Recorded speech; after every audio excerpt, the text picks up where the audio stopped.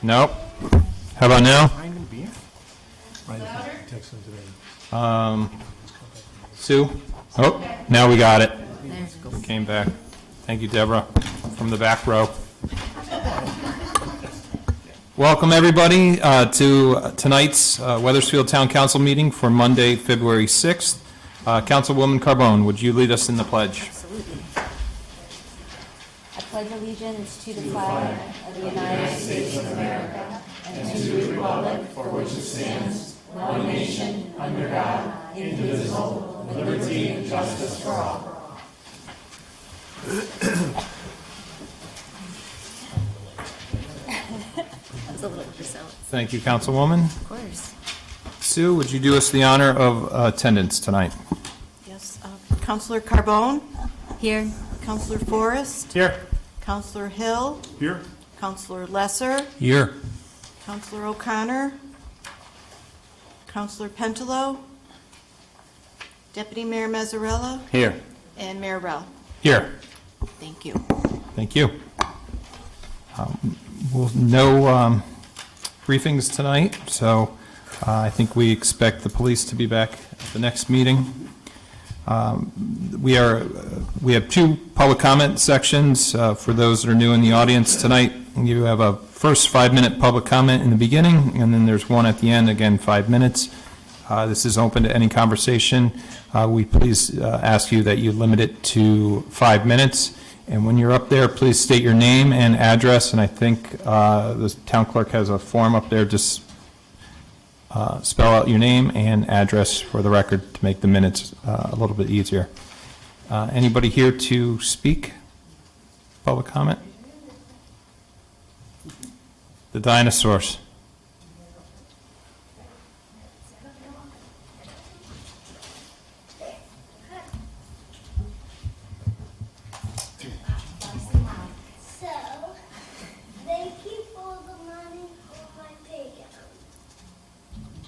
Welcome. You're very welcome. Are you at High Crest? Yeah. Very nice. Well, thank you for your advocacy and calling us and making sure that Mrs. Bagley, who's right over there, the Director of Parks and Rec, brought it to our attention. I think your PTO worked very hard as well to make sure that that was put in place. I got to ask, what's your favorite part of the playground? Swings. Okay. Slides, too. The slide. Do you go all the way down so when you go and you fall off, you hit right onto the ground? Or do they catch you? Very nice. I usually let my kids go right to the bottom and pretend. Well, very nice. I think everybody If they up. want to go to the bottom. I think on behalf of the entire council up here, we heard the comments and concerns over the months, summer months. Thank you for working with the town. Thank you for bringing this to our attention. We wanted to make sure that it's the playground is accessed by all. So that's true advocacy, it's true grassroots, and we really appreciate the outpouring of support from your community, the High Crest community, and we're glad your son can be able to enjoy it.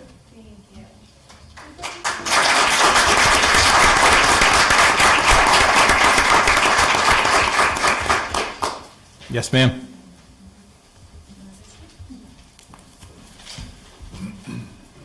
And the special principal that got the honor just a couple months ago as well.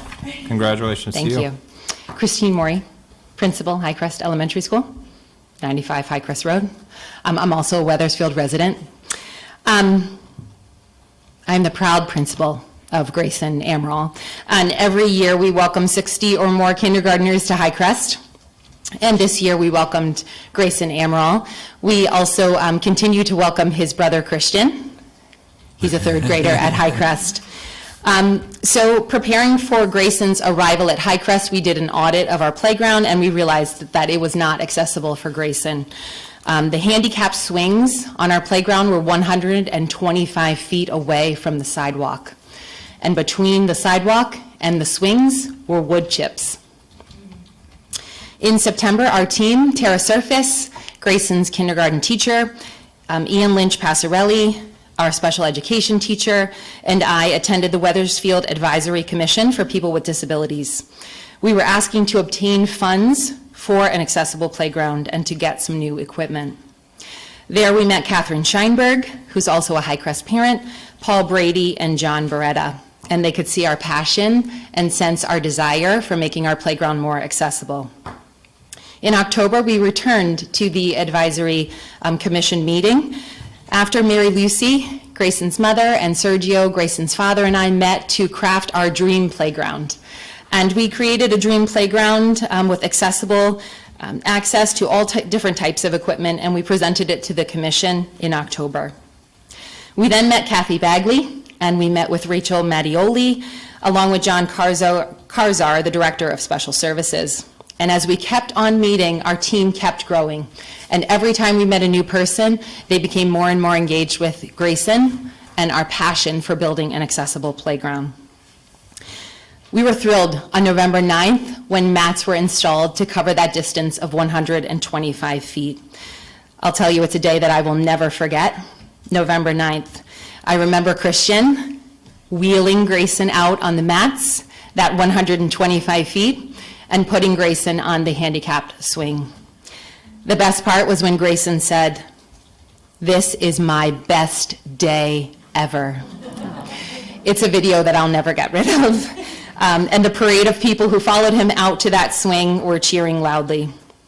Honestly, folks, I didn't think it could get any better, but on January 25th, Kathy, Rachel, John, and I met again, and we thought about how can we get this dream playground started. We sat down at the meeting, and I'm thinking, okay, what do I have to do here to get some more funds? How is this going to work? And Kathy proceeded to tell us that the town council gave the Parks and Recs Department $50,000 to put towards playground equipment. And Kathy then shared that they were giving $20,000 to Highcrest Elementary School in order to make our playground more accessible. So joy, absolute joy. Grayson will be able to interact with his peers, and they will be able to interact regularly with him. He will have access to the slide that he's been dreaming about going down. He will have items to play with on the ground level, and there will be more mats to make our entire playground a more accessible space for him. So thank you. From the bottom of our hearts, thank you. I am also here tonight to continue to support the Parks and Recs. The $50,000 grants from the ARPA funds will go away, but our playground needs in our community and for our children will not. And so I'm here to not only thank you for this wonderful gift that you're giving our community, but also to encourage you as budget season starts to approach to think about how we can continue to support Kathy and the Parks and Recs Department for maintaining playgrounds for all of our children to have access to. Thank you very much for your time this evening. Thank you.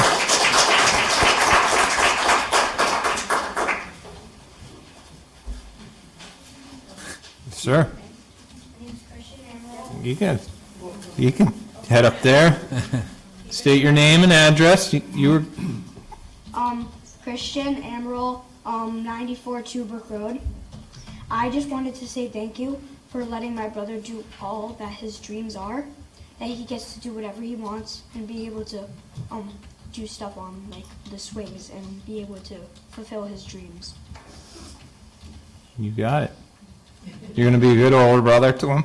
Yeah? He already is. Good.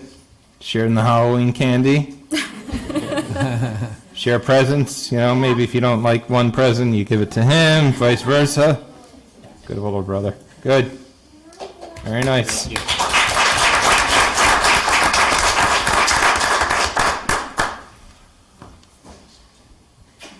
Anybody else? Yes, sir.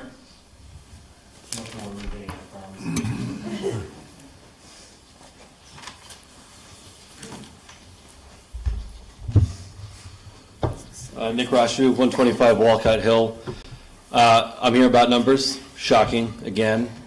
Besides the police overtime budget being at 90-something% this year to date, 58% of this year has gone by, 41% still remaining. That's shocking to me. with the new officers having an overtime budget that's at that point.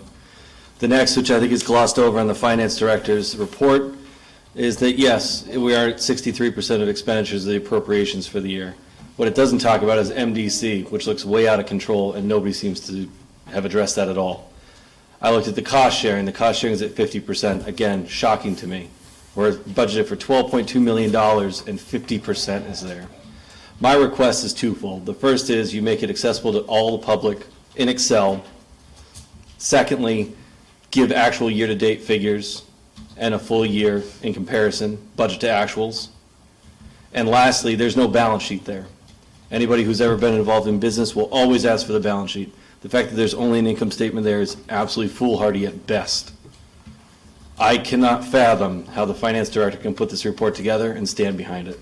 I deal with numbers every day. If I got this as a work paper, I'd send it back to a staff person to redo it. Anybody else? Mr. Young?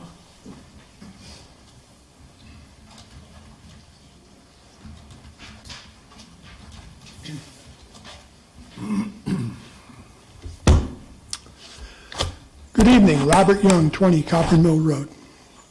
At the last town council meeting, I should say really prior to it, I believe Mike Healy had passed away, and I don't know why it wasn't mentioned unless I missed it and came in too late. But there was no mention of Mike Healy until days later in the newspaper. And I would have thought, since he was a colleague, you would have at least mentioned it. And you know, he was a person that stood up for the citizen. He stood up for the citizens during the time of when the citizens were asking for the appraisal of the Keisha farm, if we all remember that time. That was probably in August of 2018. I believe you, Mayor, you even supported what he was saying about the public should have had, I think he was saying I should have had a copy of that town paid for appraisal of the Keisha farm prior to the referendum. The referendum took place and the citizens were not well informed at all about the value of that property, because our great leaders kept it close to the vest and would not talk about it. As a matter of fact, and that's why Mr. Healy stood up for that reason. I didn't get a copy of the appraisal until September 10th, 2019, which was 11 months after my request and after the referendum, which really speaks volumes of the incredibility of our leaders. You know, Mr. Forrest was on that town council. Mr. Lesser was on that town council. You, Mayor, you were on that town council, and you held that information back from us. But Mike Healy did stand up. And I appreciate the fact that he did. I also noticed that Deane Camilleri had passed away since your last town council meeting. And I remember meeting Mr. Camilleri back before the turn of the century when he was on the town council. And he remembered me, and he referred to himself as he was mayor at that time, but he wasn't. It was Wayne Sassano. I think he might have been mayor earlier, but I would run into him in the grocery store. I'd run into him at a restaurant, and I always have nice chats with him. So I think we're all going to miss him. Going to miss both of them. Now, next subject. At the last town council meeting, this council gave a waiver to the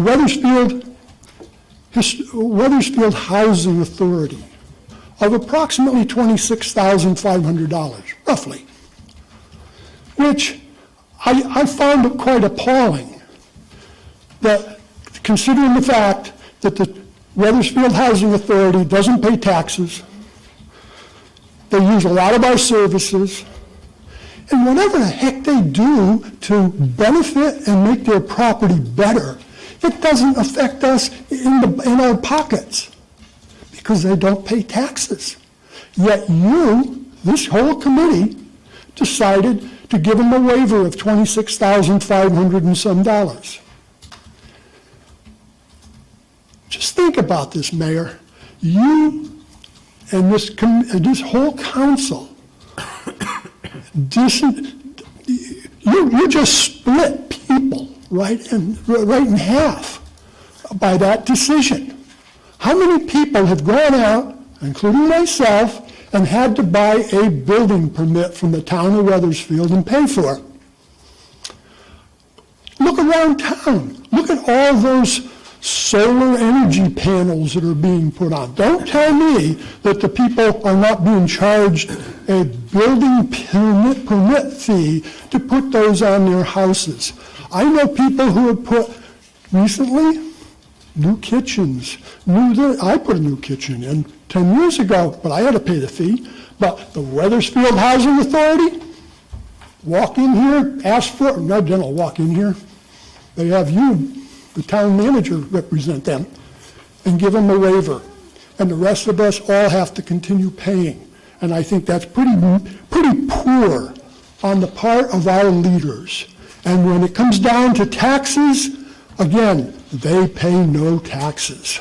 They pay nothing. And they use our services tremendously. Thank you very much. Anybody else wishing to speak? Ms. Keneally?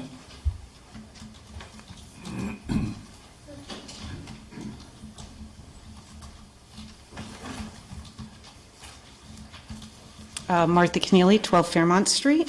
I also want to add my condolences for the loss of Mike Hurley, who was a great friend, I know, to many here. And of course, just since the last council meeting, we've lost Dan Camilleri, who is just obviously a legendary figure in Weathersfield and Hartford, an unparalleled career of public service. So many of us were lucky to call him friend, to be mentored by him. And just an astonishing, commitment to our community. When I met him when I worked on the high school referendum, and he was a member of the high school building committee. It was literally only recently that I realized at the time he was 90 years old and still very active in that. He was our MDC commissioner until he was about 98. Served on the Veterans Commission. That's just the last decade. We could spend hours talking about Dan, and just so many warm remembrances over the past couple of weeks that have been such a celebration of his commitment and the way he carried himself and the way that he treated every single person as a friend, and went out of his way for everybody. So condolences, of course, to the Camilleri and Maliknicki family, we were just also lucky to have him and to know him. We won't see his like again. Also, we have an empty chair with Ryan Biggs' spot, and Ryan is really cut from the same cloth as Dan, an officer, a gentleman, a family man, a leader, who in his short, so far, stint in public life has had a tremendous impact on our community, in his service here, and within our community in other ways, with his service to veterans in our community, going beyond that with his mentorship of children in Hartford, with his commitment to the foster care community, to his commitment to creating an equitable, just, and inclusive Weathersfield and Connecticut. And so, we're going to miss Ryan, and we, of course, wish him well and are so proud of his service, and look forward to seeing him return in whatever way his wife allows to community involvement, because we know he will always be a leader in whatever community he stands in. And so also, though, proud to be here to support the nomination of Cindy Clancy to take Ryan's spot.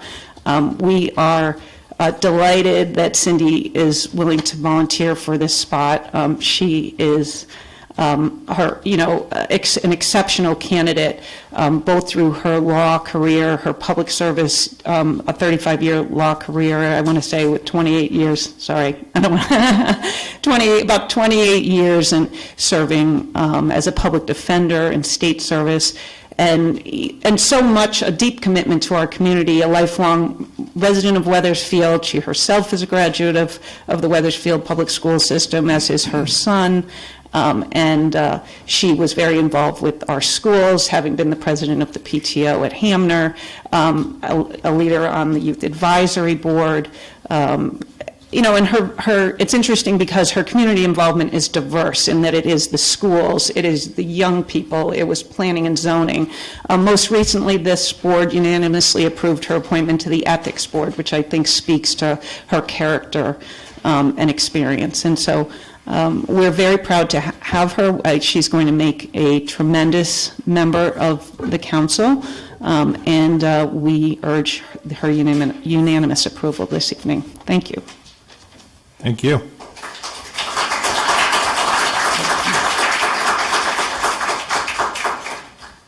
Anybody else wishing to speak? Seeing none, we'll move on to council reports from boards and commission liaisons. Councilman Lesser? Thank you, Mayor. On January 26th, I attended the Park and Rec Board meeting. It was a great meeting. We got a lot of feedback from the sports community. The meeting was designed to have leaders in the different sports talk about what their needs are, particularly from the field perspective. And two things were clear. The most important thing was they want better maintenance of the fields, which town staff is working on. And secondly, we had a discussion of what the field needs were. It was really great to get that feedback. We just listened. I know Fred was there and Kathy and Rachel, and it was really helpful to get the input from the sports community on what they feel their needs are from maintenance and from potentially additional fields. That was the biggest thing. The other thing I'll mention is this spring, spring is in the air, coming soon, we will be getting signage on all of our town fields that says smoke-free, which will be canopy-free, vaping-free, cigarette-free, which is a real good public health measure, which passed unanimously this council. And we got an update from Kathy that the signage is going to be ready this spring, which will be a nice message through our community, the importance of public health. Secondhand smoke is a killer of a lot of people, and this will be a nice thing, an important thing for our community. And we discussed that at the Parks and Rec Board meeting, and Kathy presented on that. That's it, Mayor. Thank you. Great. Thank you. Councilman Forrest? Thank you, Mayor. I wanted to report back from the Human Rights Committee and just sort of give you an update about what they're sort of contemplating for the fall. They're working on a welcoming week or some welcoming events in the town of Wethersfield, and where we'll celebrate our inclusiveness, but also ensure that we're open to all types of cultures and people, and probably also being able to connect people that are coming to maybe to the United States for the first time or the second time or new to the country, to be able to bring them into our community and show them the resources that we have and the love that we have. And they're going to put together a set of events or an event in order to sort of celebrate ourselves and our inclusiveness. And if anyone would like to, perhaps if there's a way to get the word out a little bit, if anyone would like to volunteer or be part of that process, they can certainly contact the chair, Deborah Cohen of the Human Rights Committee. So I think that they found a good purpose for the fall, and they're going to start to put together what that implementation will look like. Great. Looking forward to it. Thank you for sharing that. Mr. Deputy Mayor? Yeah, the Capital Improvements Advisory Committee has just concluded their work for this budget season. A small group of residents over a period of 3 or 4 meetings tasked with a little over $10.5 million of requested projects, and they had to whittle that down to 1.25 million. So it's quite a struggle. We listened to all the department heads that had submitted proposals or requests, and they selected winners and losers. That's kind of what we do up here, unfortunately.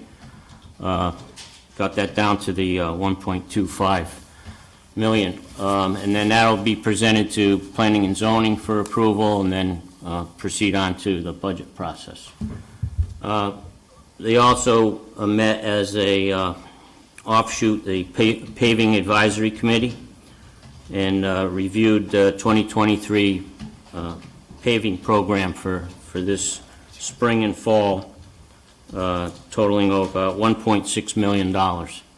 So that'll also be moved forward.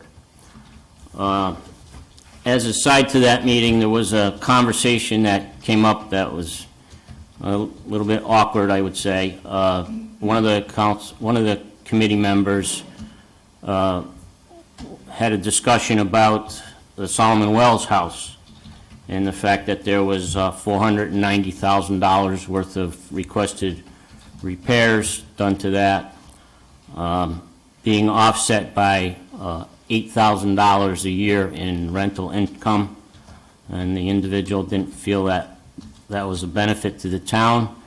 And I was asked to convey that to the council members for consideration if they would like to discuss possibly divesting that property. So as liaison, I felt obligated to at least pass the message along. And there was also a comment made that that was not a Capital Improvements Advisory Committee request, it was a individual request. So You're being that's all. very clear. Don't shoot the messenger. Yeah, I understand. That's all I have, thank you. Okay, thank you. Anybody else? You're on council reports, right?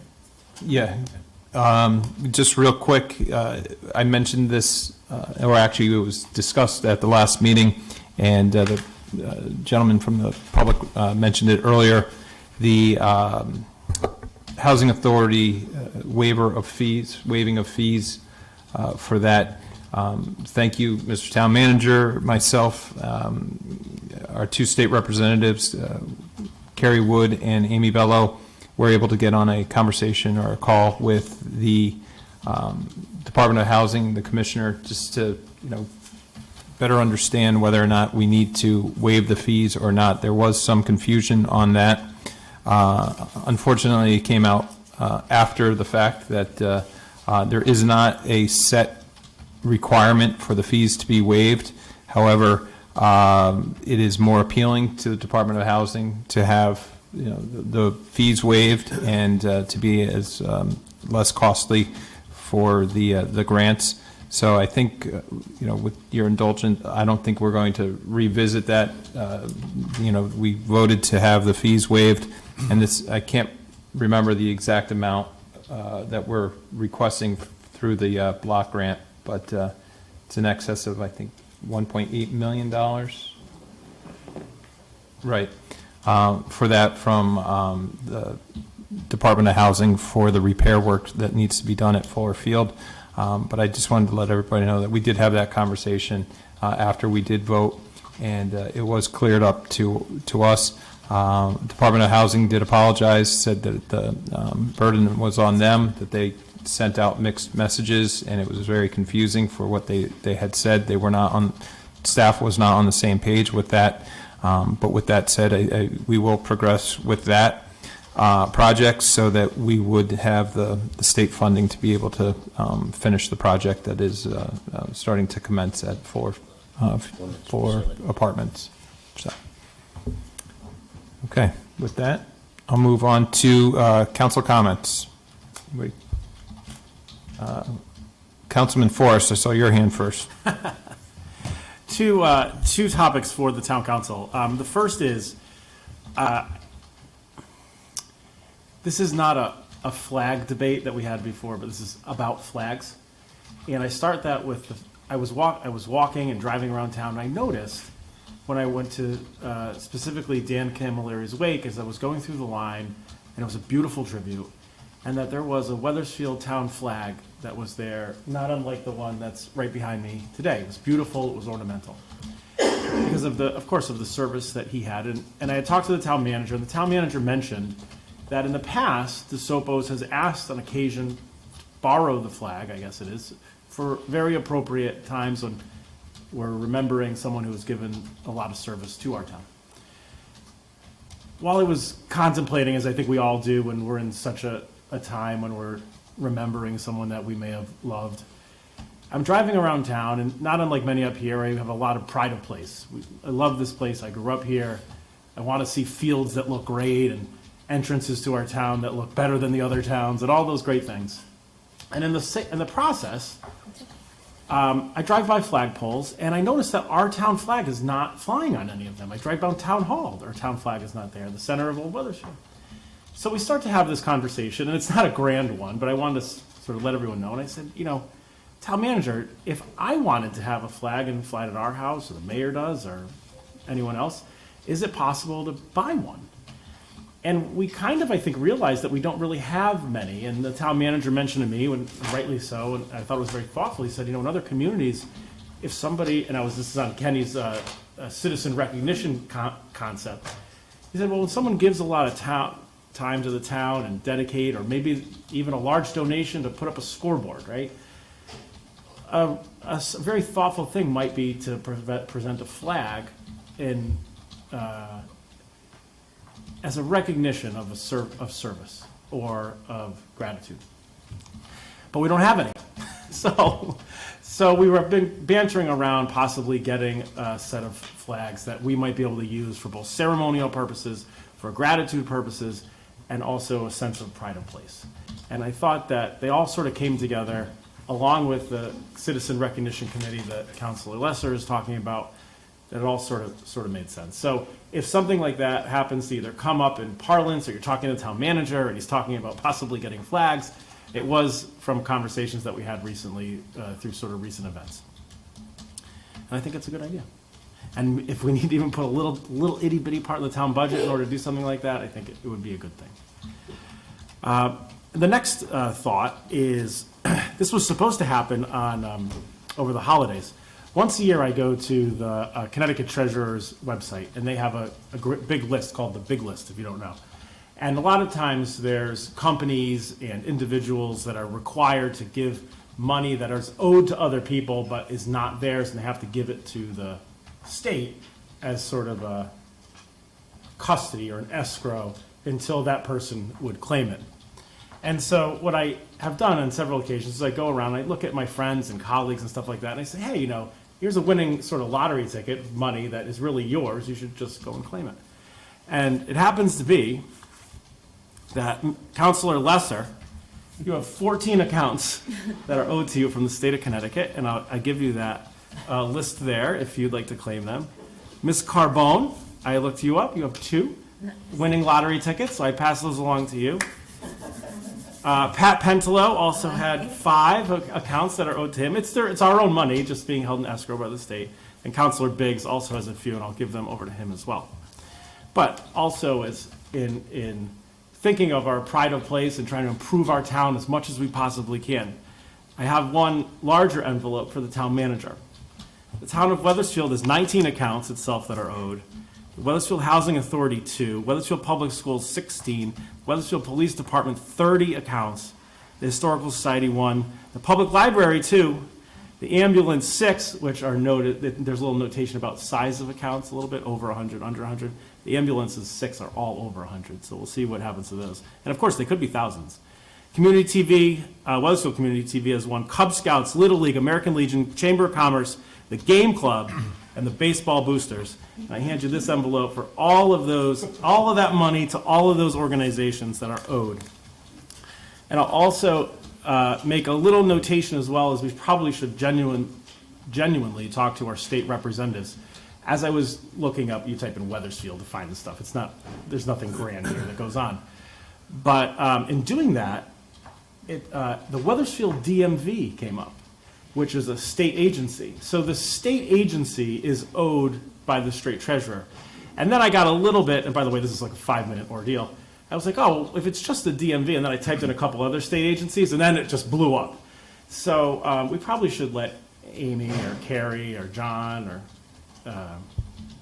Senator Lesser know that the state agencies have hundreds, if not thousands, of these accounts that are sitting with the state treasurer in order to assist in their budget, which I'm hopeful that they will send a portion back to us so we can continue to do the good work here. And with that, I leave you all of those state checks and accounts. Thank you. Mr. Deputy Mayor? So I don't want to burst anybody's bubble, but I'm in the process of claiming one of those state big list items. So for starters, it's a 90-day process before you get somebody to reply. And then it goes on with papers and papers and more papers. So I have not yet succeeded, but I'll help you out. Mine was you pretty know, easy. maybe there's a lot of money there, but Is it on this or? Council comments? Oh, okay, well, just one, I've done it. I'm glad I didn't have an envelope. I usually keep track of all my funding, and if I miss one penny on my checkbook, it keeps me up at night, which is really a true story. I had done it for my wife's family, and I looked up her father-in-law and, father, and, or her grandfather, my father-in-law as well, and his father. They were the only names that came up, and doing some research on what I had to do, I didn't know it was the process, but the amount that was owed and the amount that it would cost me to do it was actually, a difference of about $5. So I said, you know what, I'm not going to spend $5 more to get less. So, be mindful of that. I would say I do see Mike O'Neill back there. Mike, if I could get this envelope into your hands before we start the budget process, maybe the police department, the public service or physical services, the schools won't be asking so much of our budget. So if we could decrease that by just a couple dollars per line item, I'd appreciate that. Councilman Lesser? Thank you, Mayor, and Council Forrest. If I end up retiring in the next few months, I will Take me out to the Charles. Thank you. We'll go out for dinner at the Charles, but thank you for that. A few quick things. First, I want to say that the mayor has eloquently spoken on many platforms about the passing of Councilor Hurley, including at this dais and in many other places, and talked about his friendship and as eloquently. I had the opportunity to sit next to him for a couple of years. Wonderful man.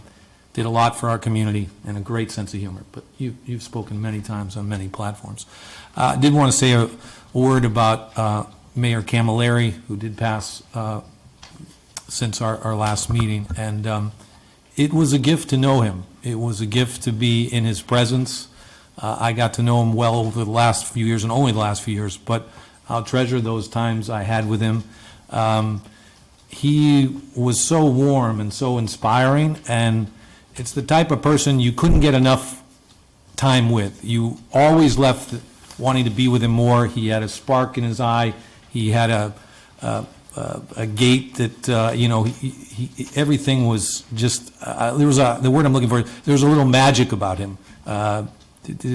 You run into so many good people in life. You don't always run into so many great people. For me, he was a great person, and he did so much for our community. And last thing I wanted to say under public comments, I know in a few minutes we're going to discuss the Mill Woods infrastructure improvement plan that we had on the agenda last time. But while Senator Fonfara is here, I wanted to thank him and the rest of our delegation for getting us that $4 million, much of which went to the library, and then a lot of which we're going to be discussing tonight, maybe earmarked for Mill Woods improvements. But Senator Fonfara, thank you, and the rest of our delegation as well. So thank you, John. That's it, Mayor. Thank you. Thank you, Councilman. And yes, just to echo some of your comments about both Mike Hurley and Dan Camilleri, it goes without saying both men were great advocates for the town of Wethersfield. I'd like to call both of them as my mentors. I served with Mike my first 3 terms over on that side of the dais, and he was my seatmate, I guess you can call it a seatmate, sat next to me.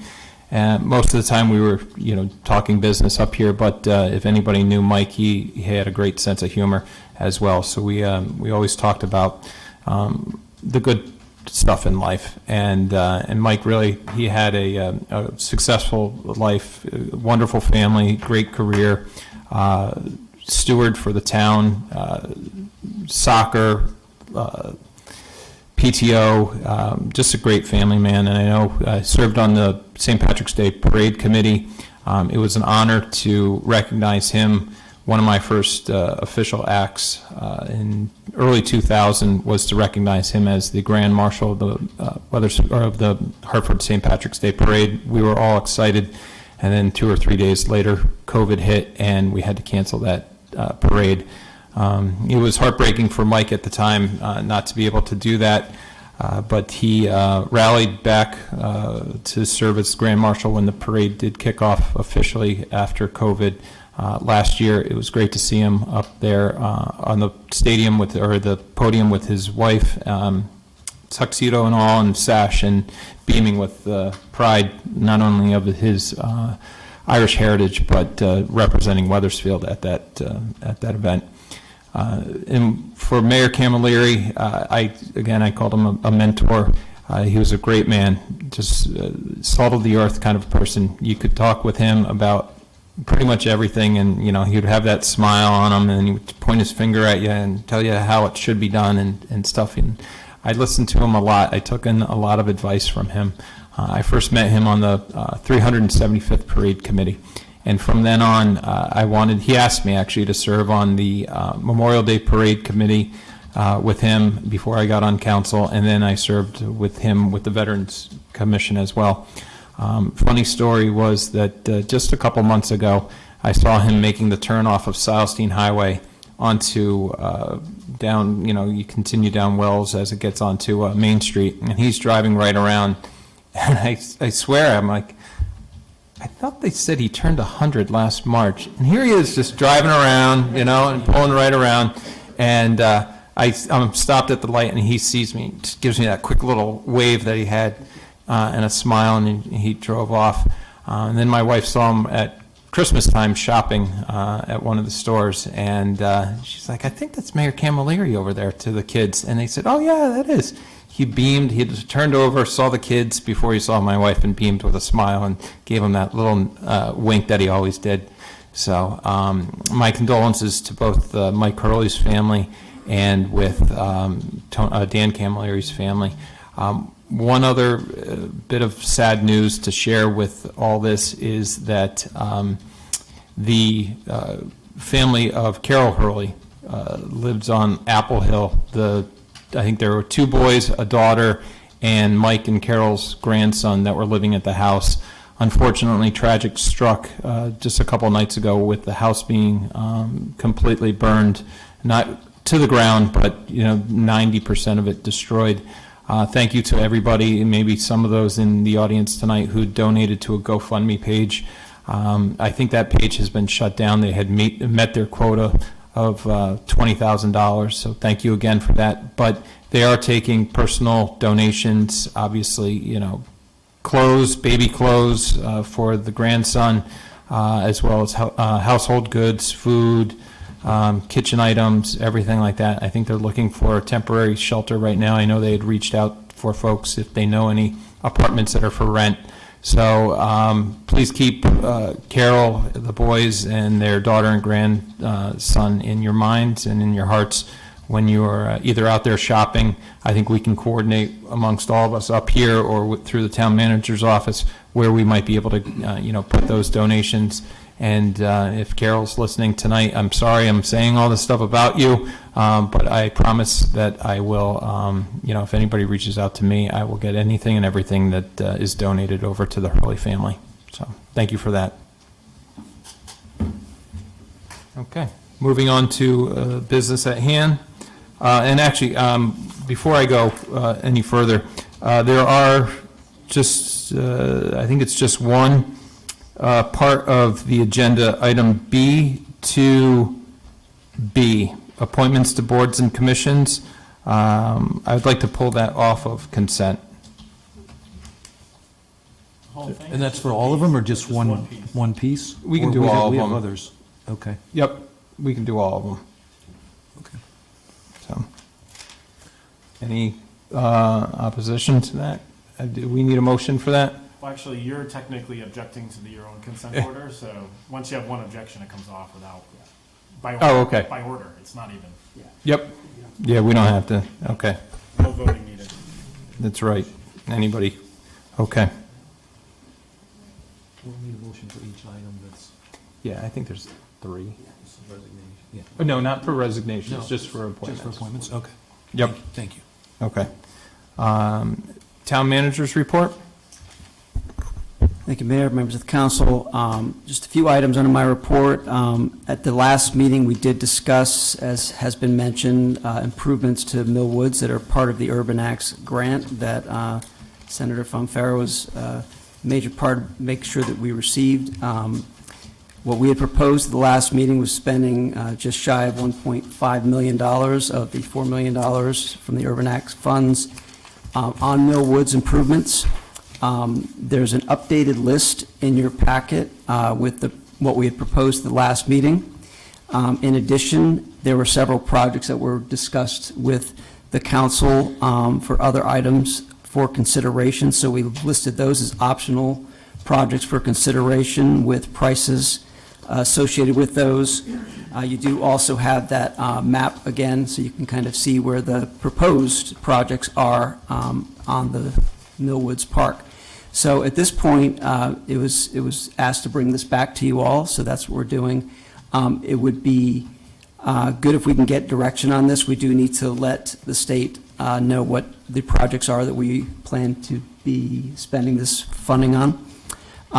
But I'm bringing it back to you all right now just for discussion. If there's any items from the proposed projects you'd like us to remove and other items that you would like us to add in its place, that'd be great to know that, but I open it up to your comments. Mr. Deputy Mayor? Thank you. Let's start. There is an existing Millwoods master plan. It is fairly old, but I think it was a well-done plan. And some of the proposals, I believe, we're losing sight that this is a park. It's also for passive recreation. It's an open, beautiful green space. People can take a walk there, they can have a picnic there, sit down there and read a book. Aside from all the sports activities that take place. And some of the proposals, it seems like we're creating a lot of parking space, intensifying the use, and I'd like to make a couple suggestions. There was also a couple, I thought, very well-written emails from residents that I agreed with quite a bit of what they were saying, and I'd like to make a couple suggestions. On the top portion, A through I, I'm proposing that we remove the pickleball courts and the gravel parking lot by the tennis courts. And I want to preface this by saying I'm not opposed to pickleball at all. I just think we're putting too much into one area. We're increasing the usage, we're increasing the traffic, and I think we can find a more suitable location for pickleball courts. There was a suggestion made of putting them at Webb, which I think is a sound suggestion. There's a space adjacent to the existing tennis courts. There's parking there, and I don't see why we can't find some funding to move those pickleball courts there. The gravel parking lot by the tennis courts was not in the master plan. As a matter of fact, the master plan suggested removing parking spaces on the entrance drive to have more grass areas. So I would like to move forward with the parking that's up towards the baseball, softball fields and the soccer field that go up by the dog park, and delete the tennis court parking area. I'd like to replace the filter tanks at Millwoods Pond that are, we were told that they're deteriorating. We don't know when they're going to break, when they start leaking. If it happens in the springtime or when they open the pond, we're not going to have swimming for that season. It's a lot of money. It's $175,000 to replace these two large tanks. I believe they're 20, 25 years old and they're rusting. I'd like to see that taken care of. We're told that this is supposed to be infrastructure.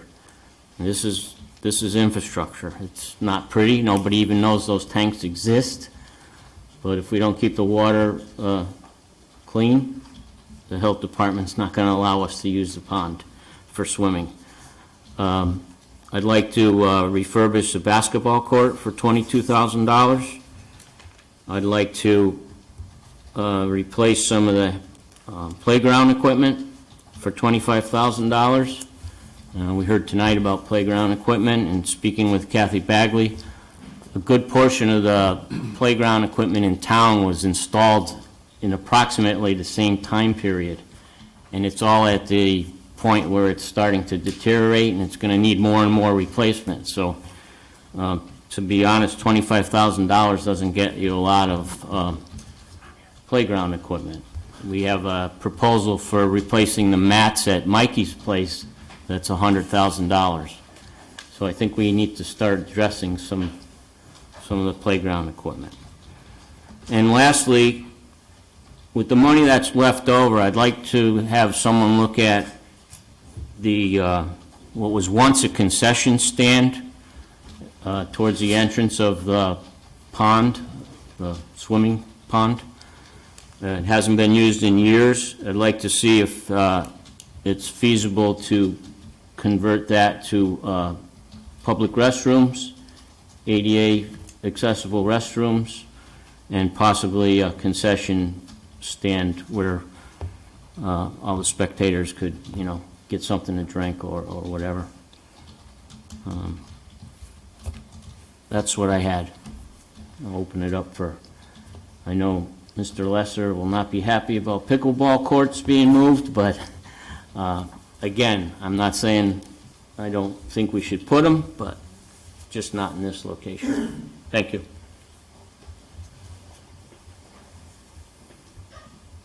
Mr. Lesser. Thank you, Mayor, and I appreciate the Deputy Mayor's comments, and I'm not here to speak about pickleball, although I love pickleball, and will note that most of our nearby towns have pickleball courts, almost every one of them. But I'm here to speak that this was the recommendation of the Parks and Rec Board after studying this, maybe more than some of us, but I can agree with some of your ideas, Deputy Mayor, but my bigger thought is there's some recommendations for fields here in the alternate recommendations. My thought is, and I certainly like more time to study it, soon we are going to get the entire study of fields from the town manager. It's due in February. And I, for one, am not ready to make a decision on some of that. Some of those things are in here. And I do view Mill Woods as, I'll say, a kind of a sports complex. I know we've had a lot of discussion about sports complexes in town, and I view that as a sports complex, and whether we should add fields or maintain them, I would like to hold off. And I know the town manager is waiting for direction from us. I know that the state is waiting for direction, but soon, we're supposed to get, soon meaning February, the report on the fields and what the needs are. So whereas I like some of your recommendations, I'm not sure about the others, and I do point out again that the Parks and Rec Board studied this pretty closely, and they recommended the things that are on the top of the list. I'm recommending waiting a little longer till we get the complete study from the town manager of our field needs. Thank you, Mayor. Thank you. Councilman Forrest? Sure. I was just, as I was looking at this, I noticed that there were some thoughts on, and we've talked significantly about whether we add a multi-use regulation sports field and synthetic turf, or, and there's a $1.3 million price tag, or a multi-use grass field for $830,000. And I've seen, I feel like I may have been around when we developed that plan 20 years ago.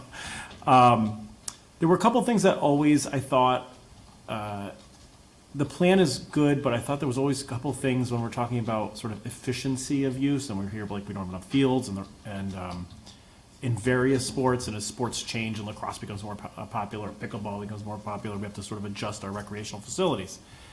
That said, when I was thinking about those 3 baseball fields that were up sort of behind Classic, which is actually a dedicated field, we can get to that another time. There always seemed to be room for more than one regulation field up on that huge giant field, that we could have 2 or maybe more, depending on exactly the size. And that putting one soccer field, field hockey field, lacrosse field, every football field, you want to define that we may be able to use that as more than just one field, which was sort of self-designated. The second thing is that the field, because I don't see a new field on the proposals here, is that the field where we would think that a multi-use sports recreational field, synthetic or grass, would go, up where basically softball field, it's like 3, 4, 5 is? Because, that's my first question. And then my follow-up sort of thought is, well, how do you put a synthetic field in the middle of 3 other fields? You'd be going sort of from grass to turf to grass while you're trying to catch a fly ball, which seems a little awkward. Was there thought, maybe Mr. Town Manager or Ms. Director of, Yeah, I'm going to let Kathy address the locations and is that even thinking that went behind it. feasible? The new field we're talking about is not on fields 3, 4, and 5. Okay. Where would that be? It would be out past them. If you have the map in front of you, to the very far left, Is that, oh. where you see the black dotted line, That's not owned by like that baseball field runs right up to, I thought, the Morgan Farm. the black dotted line is our property line. No kidding. Yeah, we're going to have the conversation. Yeah. Yeah. You know, it's an old town. Okay, so this is contemplating an additional one past that. Yeah. Yes. And then my follow-up question to that, now that I see the black line, which is not where it appeared to be in real life, is there room for more than one down there? Not, it might depend on how you do it, So maybe. so maybe. When the town manager is reviewing this, as Councilor Lesser just talked about, are we going to have that maybe like a known, like, yes, there is room for more than one, how many there are room for, is room for? I think we've determined on Mill Woods there would be room for 2 if we were creative and got some, maybe adjusted where some current uses are. But yes, I think we could fit 2 multi-use fields here. Past there. Yeah. Okay. So, thank you for that, by the way. So here are some thoughts then, along with the deputy mayor. And I think the deputy mayor, along with some of the citizenry, clearly did some work here. This was not just like, I'm going to complain to the town council. There's like really, I think, a thrust of, I'd like to figure this out the best way we can. Couple concepts. I love the new recreational Heritage Way path, it looks like, which is going to run the property perimeter, allowing access to and from other areas of the park with ease, maybe by bike or walking and the rest of it. I think that's great conceptually. I actually like the additional parking sort of up on the top off of Griswold. We all know Griswold Road gets jammed. And it may even consider, do you see, obviously it sort of heads toward the ambulance facility. Well, if we're thinking about additional fields going in the other direction, we may want to consider additional parking heading sort of behind field 5 and then maybe toward those new fields, instead of sort of jamming a couple fields in there and then not thinking about parking, sort of having a little bit more forward thinking about additional parking in that area. Maybe that's the parking that isn't included next to the tennis courts, that could be sort of included over there. But just sort of thinking about that convenience where you see what works in other spaces and what doesn't work in other spaces. Generally speaking, and I think this is, we talked about this almost ad nauseum, that the additional fields seem like a good play here as we sort of work down the optional list. I see where you have space now, but I will add, and I think that, I think his name was Steve, that wrote, and I did read the email, and having my child, who was just here in the baseball system, there's a lot of area that seems to not necessarily be used behind the between the ambulance center and Classic. And there are T-ball fields on this list, and there's either 2 or maybe even 3 on the master, I can't remember, in that great space. And that great space itself is noted as having horrible drainage, and it does. I've been there many times. And it's unusable even much of the spring because of this bad drainage. But we have this giant open space with parking lot behind the ambulance, and it seems like we could use this space to more effect if it were properly leveled and drained, and even whether it's a field goes there. Might have even space for a field there. If, the T-ball field, we're using that term very lightly if you've been there. It's kind of a backstop, and we ran around the bases a few times and made the baselines. And it's not level either. So I mean, we use it for T-ball and the rest, and those sort of recreational facilities, but it's not the sort of regulation fields. But if we are going to make regulation type fields, that might be where we want to put our resources to actually have functional fields that meet the demands. And that, since it's in the master plan, and if with all these meetings we're having, those needs are there for the town, I think looking at that space is going to be very important, and it may even come before for pickleball courts, because we really don't have functional T-ball fields, or that's where another field goes. I could definitely see that as more congruous with our resources and the needs of the town and the space that we have. So that made a lot of sense to me. Not 100% of the email made sense to me, but that did sort of strike a chord. I'll also add, in general, I mean, as a lot of us have grown up here, there used to be quite a, I don't know if grand is the right word, but it was quite an entrance to come into the park. And I have heard people, whether I was on the, I don't know if I was on the board or donated a lot and did a lot of work for the Eleanor Buck Wolf Nature Center. And a lot of people do talk about, like, can we kind of get our park back? Because over time, trees have been felled, large trees have been felled in that entranceway. It used to be lined with pines, and those pines provided shade for all of the spectators when they were looking at the fields. And if you're way up on all the rest of the baseball fields and the soccer field and the 2 proposed soccer fields, that's wide open sort of farmland, if you will, and you will bake. And so I would recommend that as we look at this, there really should be a tree planting plan, and not just little cherry trees. I mean, this is, if we have space here, this is where you put your shade trees that you can't necessarily put along the side of the road. And I think that will bring back a lot of that park feel, even though we're maybe having a higher use for our needs, but to match that with the greenery. And I would hope that we would have significant funds dedicated to re-greening something that was green, that is, we just sort of, over time, sort of become larger fields because we've just, taken down trees, and trees have been felled. So, I tend to agree with toilet facilities throughout, going all the way to the other side. That sounds like a pretty good idea as well. So, just sort of some food for thought as we sort of look at reconfiguring the space, that space behind the ambulance facility is large, and I think it provides a lot of guidance. And I think I support a lot of the other ideas that are here and are move toward resources to fixing up what we already have. And that's my thoughts. Thank you. Just add one more thing. Mr. Deputy So, Mayor? I don't know if everyone up here has actually sat down and read the Millwoods Master Plan.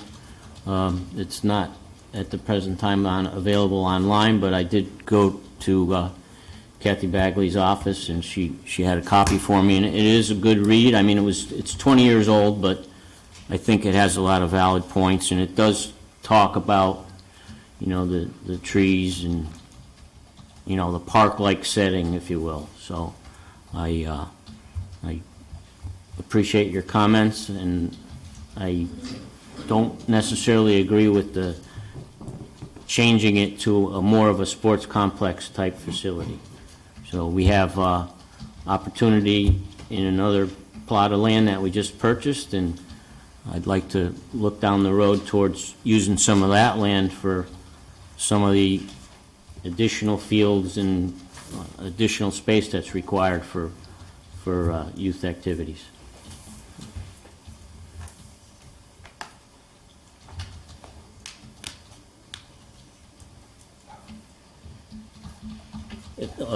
Fred, is there a timing issue with, it seemed a little eager to get something moving forward, but do we have time to? No, I think we can bring it back for one final meeting, but I'd really like to get it wrapped up at the next meeting if we could. And in the interim, you will get the fields report, and you'll also have the work session on Keisha. So I think a lot of question marks will hopefully be answered by that point. So I think bringing it back one more time is appropriate. Thank you. Thank you. And I know we're going to be discussing this further, but, just wanted to add a couple comments to what I've heard tonight. And, while I, fully in support pickleball, and I know, Kenny, you are as well, I do like the idea of moving it over to Webb for a number of reasons. There's space that are there that we're not cutting into the trees that are already existing, and the parking lot to the south of the tennis courts. But when you're at Webb School, the parking lot is there. It's open, except for the hours of the school is in. So it's safer for people who are parked there. I think it would match nicely with the two new courts, refurbished courts that are at Webb School as well. The parking lot there as well, I just think it's too congested of an area right as you come into the park, and then you split off right at that part. So, maybe let's reconsider that. I do like the parking to the west of the parking lot for the Methodist Church. As a parent myself, Councilman Forrest, I think you've probably parked in those spots under those trees as well when we've run out of spots. Yep. You park there and, go straight across. It is dangerous, though, because there are times that I've seen, families walking there because there isn't a pathway, or kids crossing from where their car is parked to where their field is, and their playmates are already on the Montanaro field. So I'm always keeping or not anymore, but in the past, keeping my kids back.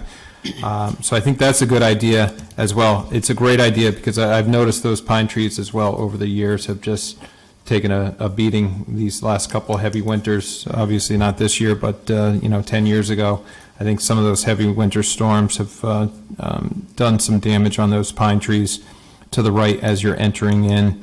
Also, I've seen a couple trees that have either died or had to be taken down due to ash borer disease that are in that field that you said behind the Weathersfield ambulance facility. I would love to see some large trees there.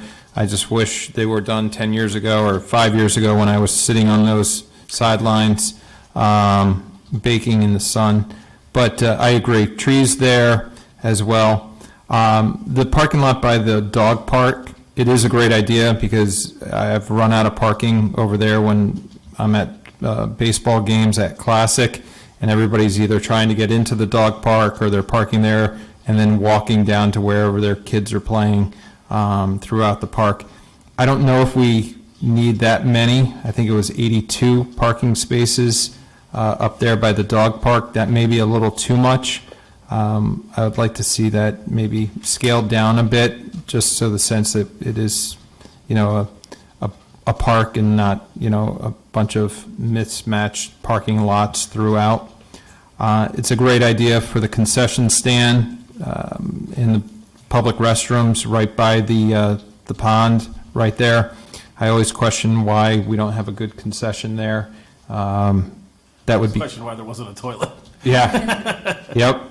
So improvements to that, improvements to the green one by the basketball court as well. between the softball field and the skate park.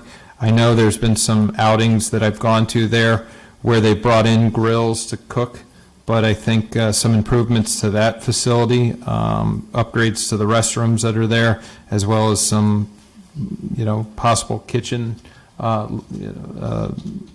remodeling that could go on in there would be great. I don't know if we've got enough funds for all this stuff, but those are just a couple of my thoughts, just to improve that area as well. Anybody else? And I know we are meeting next Monday to discuss Keisha and some of the other sports complexes that you had in mind. So, with that, I will turn it over to Sue for, do you have any more? We have quarterly financial update Oh, yeah. as well. Okay. So I'm going to ask. Well, just before we do that, I know there's some folks in the audience, and we're now an hour and 15 minutes in. So if the council would indulge me to move item B2B up before Mr. Finance Director O'Neill presents his quarterly financial update, we can get through some of these. Well, we would need to do acceptance of resignations first. So I would make I don't even need to make a motion. I would move to move the resignations off the consent item as well. Second, if it needs a second, I don't know. I don't think so.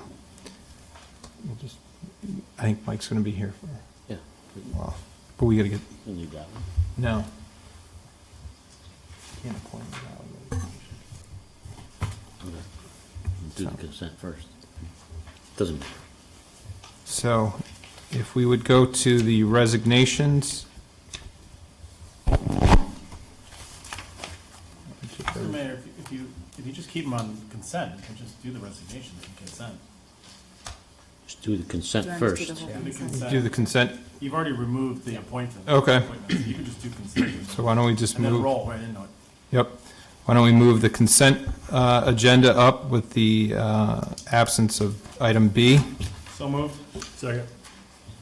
Any comments on consent?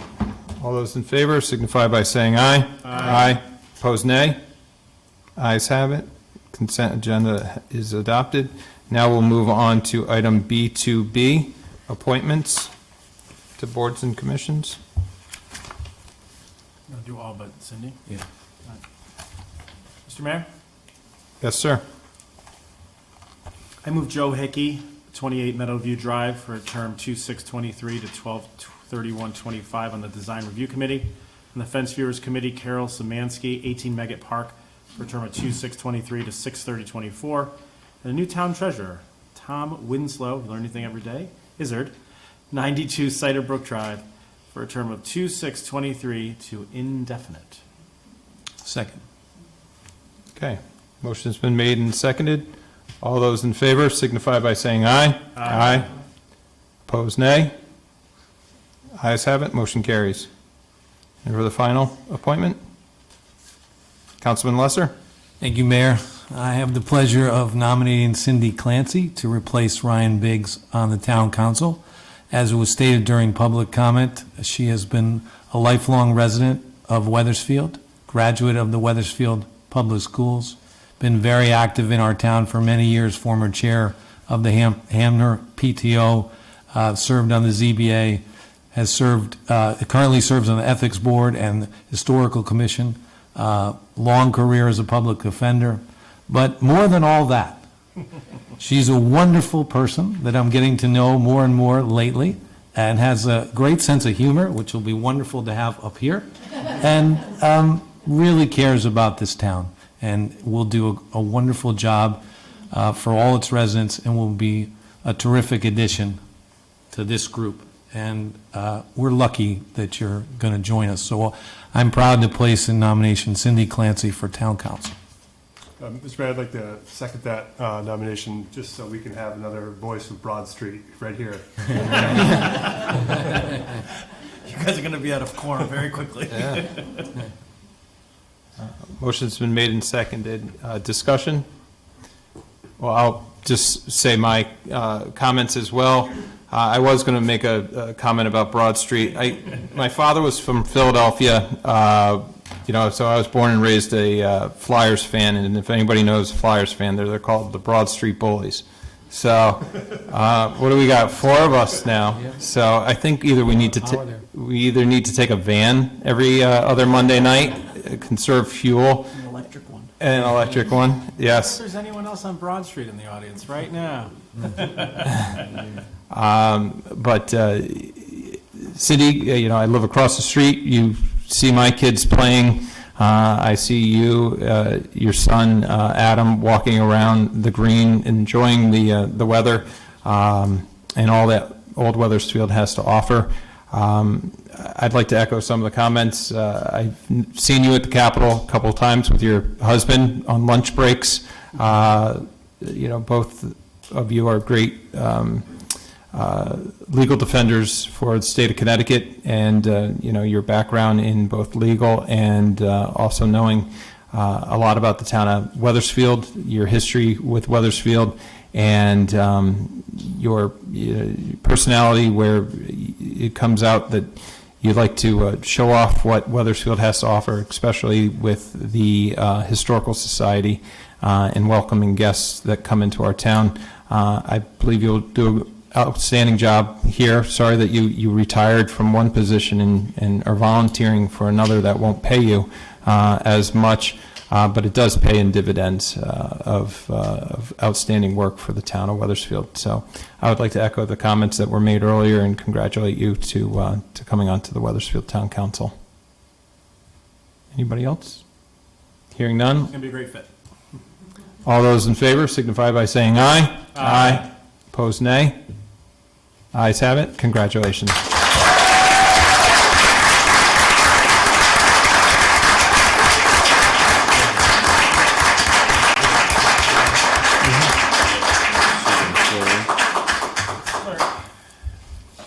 Got one more thing to do. Not yet. Right after this. Yeah. I think you have to get sworn. Ken really wants you on the council. Don't you dare go that way. Oh, okay, sure. Please raise your right hand. And you, Cynthia Clancy, solemnly swear that you will support the Constitution of the United States and the Constitution of the State of Connecticut so long as you are a resident thereof, and that you will faithfully discharge according to law your duties as a member of the Weathersfield Town Council to the best of your ability, so help you God? I do. Here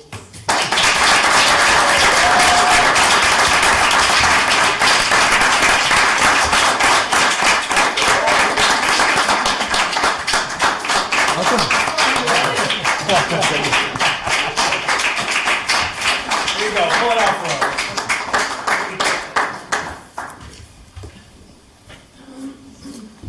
Wait, This for me? my chair out for me. How do we have to work to the best of your ability? Nobody said anything. Thank you clap? so much. I don't even think so. Wow. You're on the wrong. State your name and address, and you have 5 minutes to comment. I really have very little to say. I feel like enough's been said about me already. But I want to thank my husband in advance, who eagerly agreed to be a council spouse. I don't know if he knows what he's getting himself into. And looking forward to working with all of you. And thank everybody for the kind words. And the only other thing I really had to say is I think that being a member of the council primarily involves listening to people. So I'm hoping to spend some time listening. And now that I'm retired, I have more time to do that. So I'm hoping that people will send me emails at that's actually cindy.clancy@weathersfieldct.gov. And I would be happy to meet anybody for coffee and hear what anybody has to say. So that's it. Thank you so much. Thank you. Congratulations.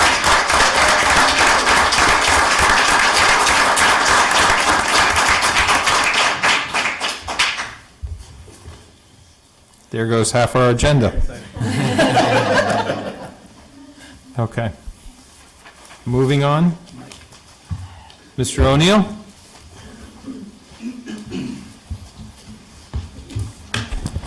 Good evening, Mike O'Neill, Director of Finance. Included in your meeting packet was a budget report, which reflects expenditures through the end of January for this fiscal year. I'll just point out a couple of highlights, and I'd be happy to answer any questions that I can. The report reflects just the town operations budget, not the Board of Education. Total appropriation for that was $53.6 million, and expended to date through the end of January, $33.1 million, which is 62% of the budget.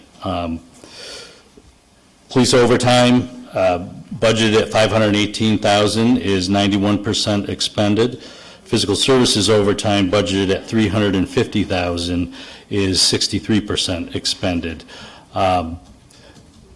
The medical experience so far this year is favorable. We're projecting a slight surplus in the self-insurance fund. It won't affect the budget because what we budget is a contribution into the self-insurance fund. But nonetheless, it's always good to have positive experience, which is what we're seeing so far through 7 months.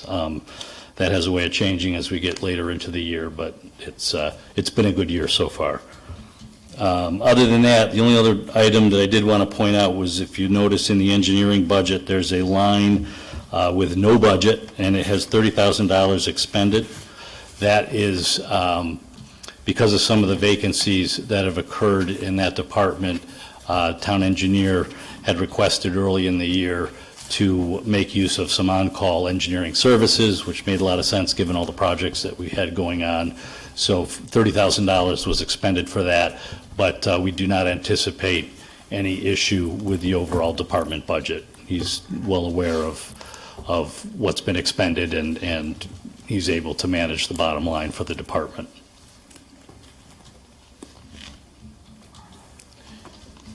Okay. Thank you. And I'm sorry, I was looking at the MDC one. That last one you had mentioned, Mike, what department was that? Engineering. Engineering, okay. Yes. Sorry about that. Thank you. Mr. Deputy Mayor? Thank you.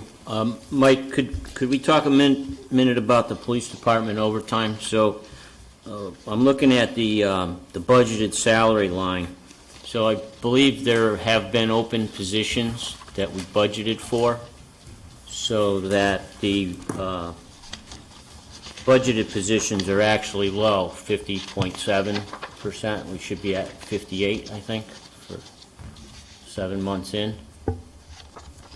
So would that, at the current pace, would that just offset the overtime?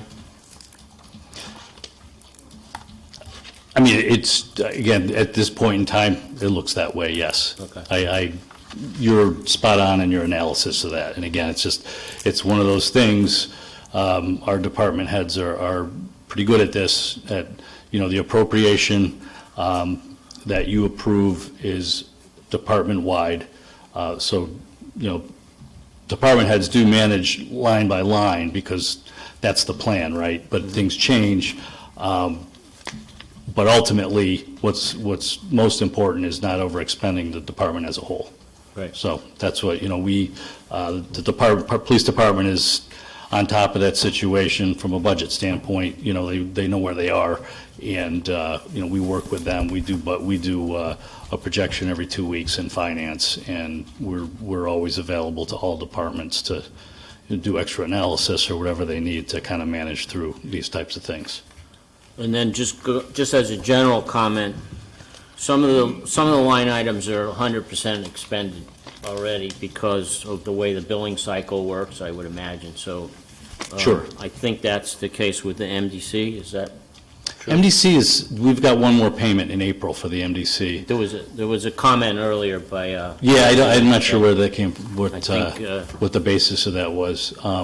But you're right. I mean, there's things like debt service. I think virtually all of our debt service payments and our lease payments, we're done with those. We're done with 90% of those by October, just the way that the payments fall. So it's not unusual at all to see some fairly significant departments like MDC or debt service, medical insurance, that are pension, that are fully or largely expended, before we get, it's not done pro rata throughout the year. And then lastly, townwide radio. I noticed there was a lot of, Can I ask which page, Tom? 18.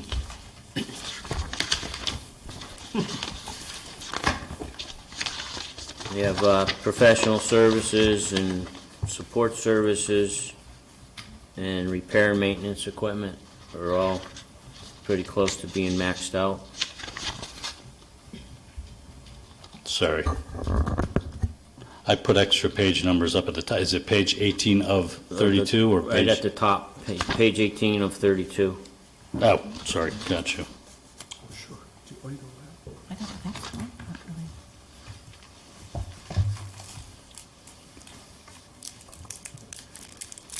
really. And say again on the lines you were Under looking at. contractual, Yep, so you have professional services at 94.4, support services at 98%. And support services is the software payments. I'll check on all of these. Okay. But that's another case where. Probably a it's billing It's a timing cycle thing. issue. Yeah. I can tell you, support services is the maintenance payments that we make on the system as a whole. The professional services that's John Eichner's line, which we reduced because he's been trying to retire for 2 or 3 years, and we've not been able to let go of him. But I'll get you. And then the last I'll one. get you an update on that as well. Repairs and maintenance. So, that's at 100.2. Yeah, I'll find out. We have a Right. PO with $12,000 left on it there, but I'll get you the particulars on all of those. Thanks. I just was wondering if something bad was going on and, it's gonna double, like, No, in no. the next 6 months. Not that I'm aware of. Okay, thank you.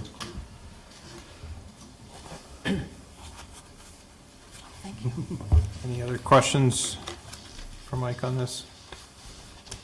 I guess my question, and you can get it to us, going back to the police overtime, I guess, where were we this time, or just before we're starting the budget last year with police overtime? Not by dollar, but by percentage? Percentage. I'll get that for you.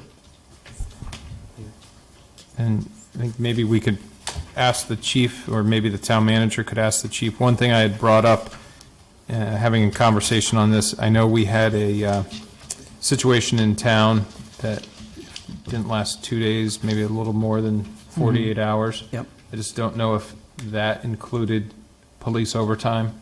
That may have been. One thing I'll note too is that their overtime is elevated this year in particular because of all the road work that we had this year and the details that went along with that. There was not money as part of those road projects dedicated to police details, so it actually all falls right under their budget and right under their overtime budget.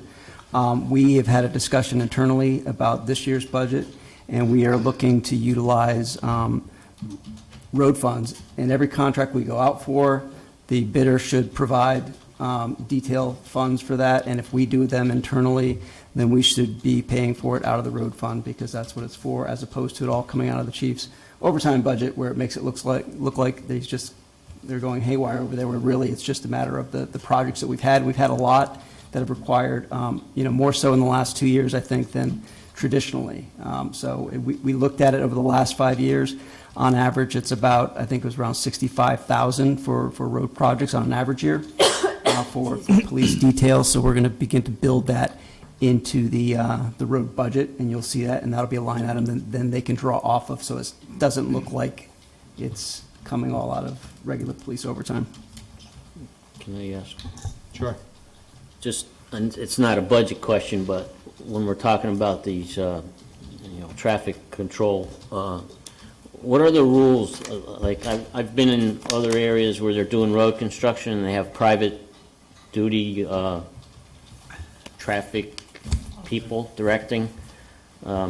Is it a law, or requirement that you have a police officer at a traffic control, or, you see the utilities doing tree work and they just have a private duty personnel directing traffic. So is there a way that we can I can find out exactly what move the... towards yeah. that? I think I believe that there's a town ordinance that there have to be 2 police officers at every construction, Yeah. which means you could change that. Used to use supernumeraries. Remember those guys? Yeah. People? Okay. I'll get you the answer to that, though, specifically, and we can look at what would have to be done to change it if that's the desire of the council.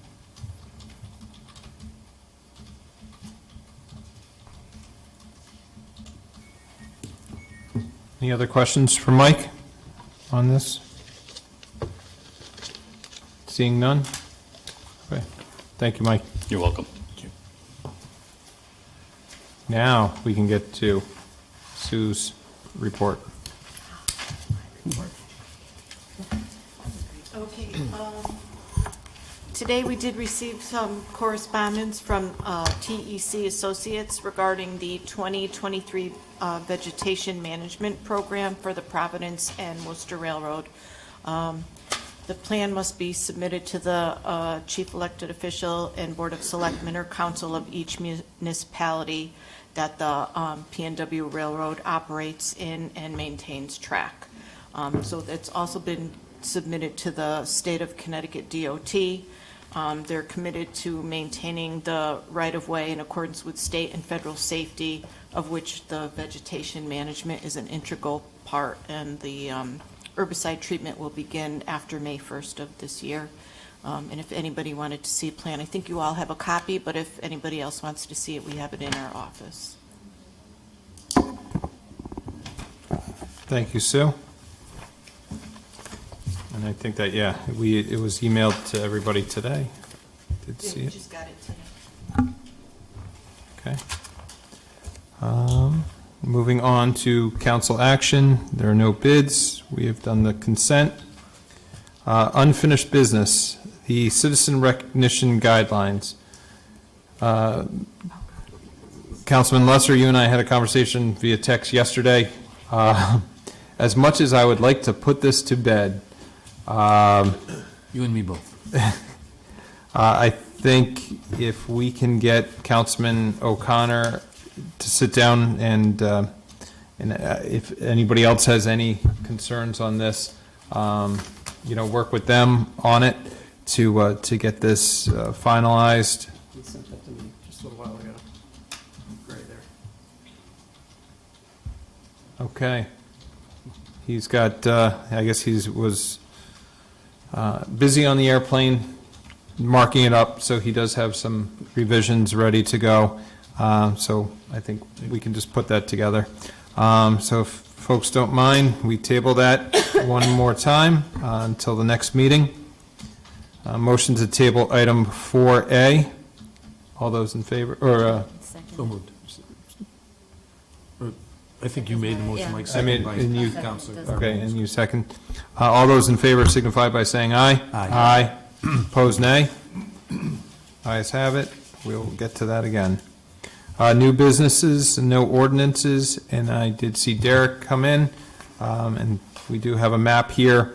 LoTSIP application for Main Street, and look forward to hearing this presentation. I'll just say, just quickly, this is on for discussion. This is a timing issue for us, so at the next meeting, it's going to have to be approved to go in because of the deadline, but we felt it was complex enough that even though we weren't ready to provide everything for you at this meeting, to be able to give you a good overview in advance of the next meeting, and so you can ask any questions and request any additional information. So, turn it over to Derek. Is it plan on both sides? So what other land do we own that we don't know about? This is about 6 acres.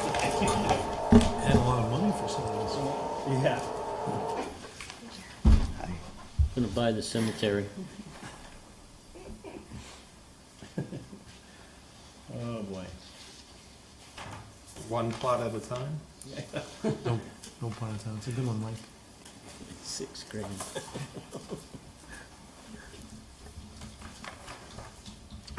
Well, if you want, I could get started while he's getting that set up. Good evening, everyone. My name is Derek Greger. I'm the town engineer. I'm here tonight to talk about a project that we're seeking approval to apply for LOTSIP funds. You may remember from past presentations, that's the local Transportation Capital Improvement Program. It's Connecticut DOT funding. The program is administered by CROG. They have issued a 2023 solicitation, which usually comes out about once a year. Towns are allowed to submit up to 2 projects. They have to be at least $300,000 in cost. The combined cost of your submittals can be up to $4 million. With this program, the state funds pay for all of the construction and all of the construction inspection and material testing services. The town's responsible for design costs. So we've used this program a number of times. We've gotten about 4 projects so far through it. It's been very productive for us as far as getting things done. Wolcott Hill Road, that's under construction right now, is our second one that was funded through the program. So tonight I'm really here just seeking approval to apply for a project that will be for Main Street between Garden Street and State, and Marsh Street and Great Meadow Road between Main Street and Burbank Road, which is just to the east of I-91. Both of these are classified as local collector roads. Marsh Street serves as a gateway to and from town, so it would be nice to do some improvements along there. These roads also serve the Cove, Department of Motor Vehicles, many commercial areas, so does see a fairly high volume of traffic.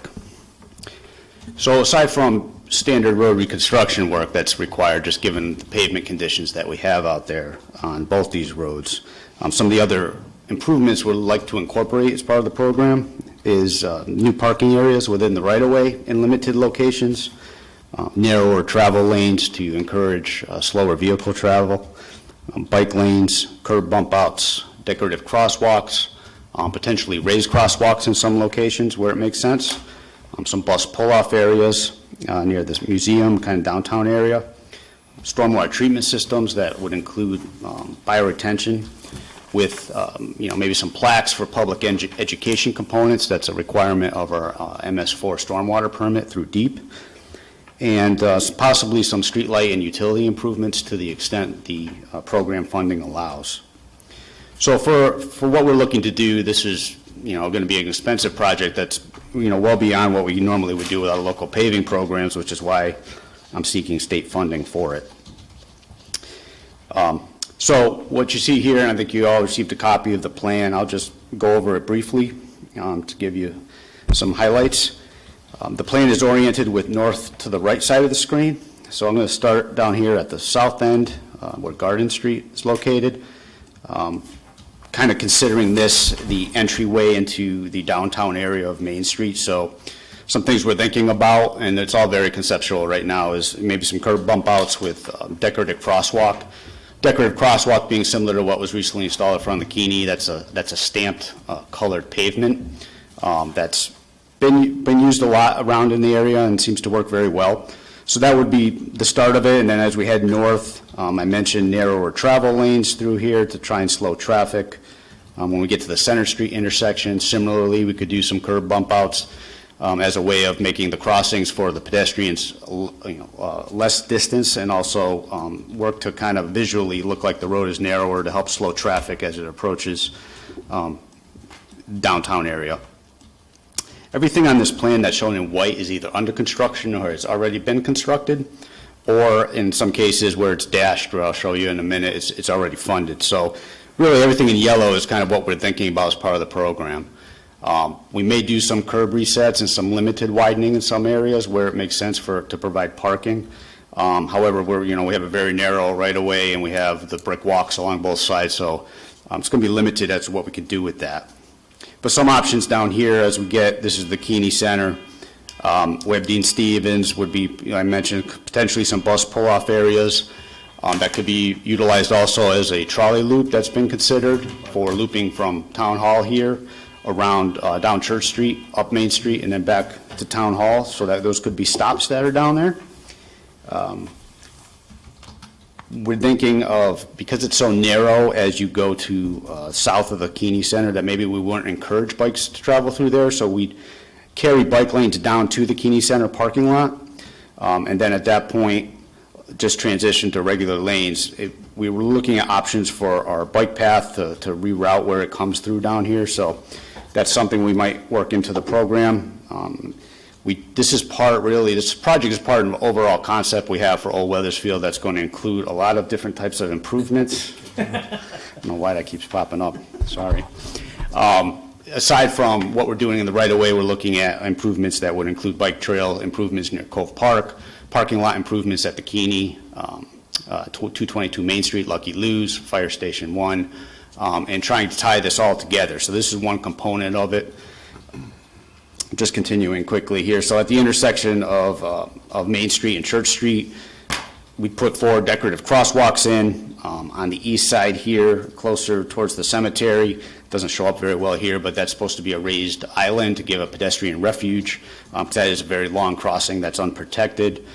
Possibly on the west side of the intersection, we could look at doing a raised island along Church Street with some decorative trees. Again, this is all very conceptual, but it will be part of what we're looking at least to get some funding for, and then we can fine tune it. Additional parking spaces along the west side of the road. All this white is in the middle of construction. We have a contractor coming back that was funded through community connectivity grant funds and Urban Act grant funds, so I expect to have that finished up in the spring. So this program would come back after that's done, because they're really not doing any paving work as part of it. They're just really reducing the size of the pavement and making everything a little bit tighter and safer. So with that, we could come through, redo the roads, redo the crosswalks. This one here is at Highland Heirloom Market. That might be one we consider doing as a raised crosswalk. It was initially thought that way. However, it seems like that might be a good location given the speeds that we have and all the traffic we have coming to DMV up this way. It's just continuing north towards the Cove. We could extend the parking areas, in front of some commercial properties, potentially heading towards Hart Street. Right now, our Heritage Way trail that runs through town comes south on Main Street and turns and goes down Hart Street, which is a little confusing in the sense that Hart Street's one way, so we have bike travel in 2 ways. So one thing we're looking at doing is continuing it further down to the Main and Church intersection and then taking it down Marsh Street, and I'll just show you some improvements down there in a moment. And then the northern limit of the project here would be just beyond State Street. So we are making some traffic flow changes and some pedestrian safety changes in the spring. This will come back and give us a new road surface through here, which would be great.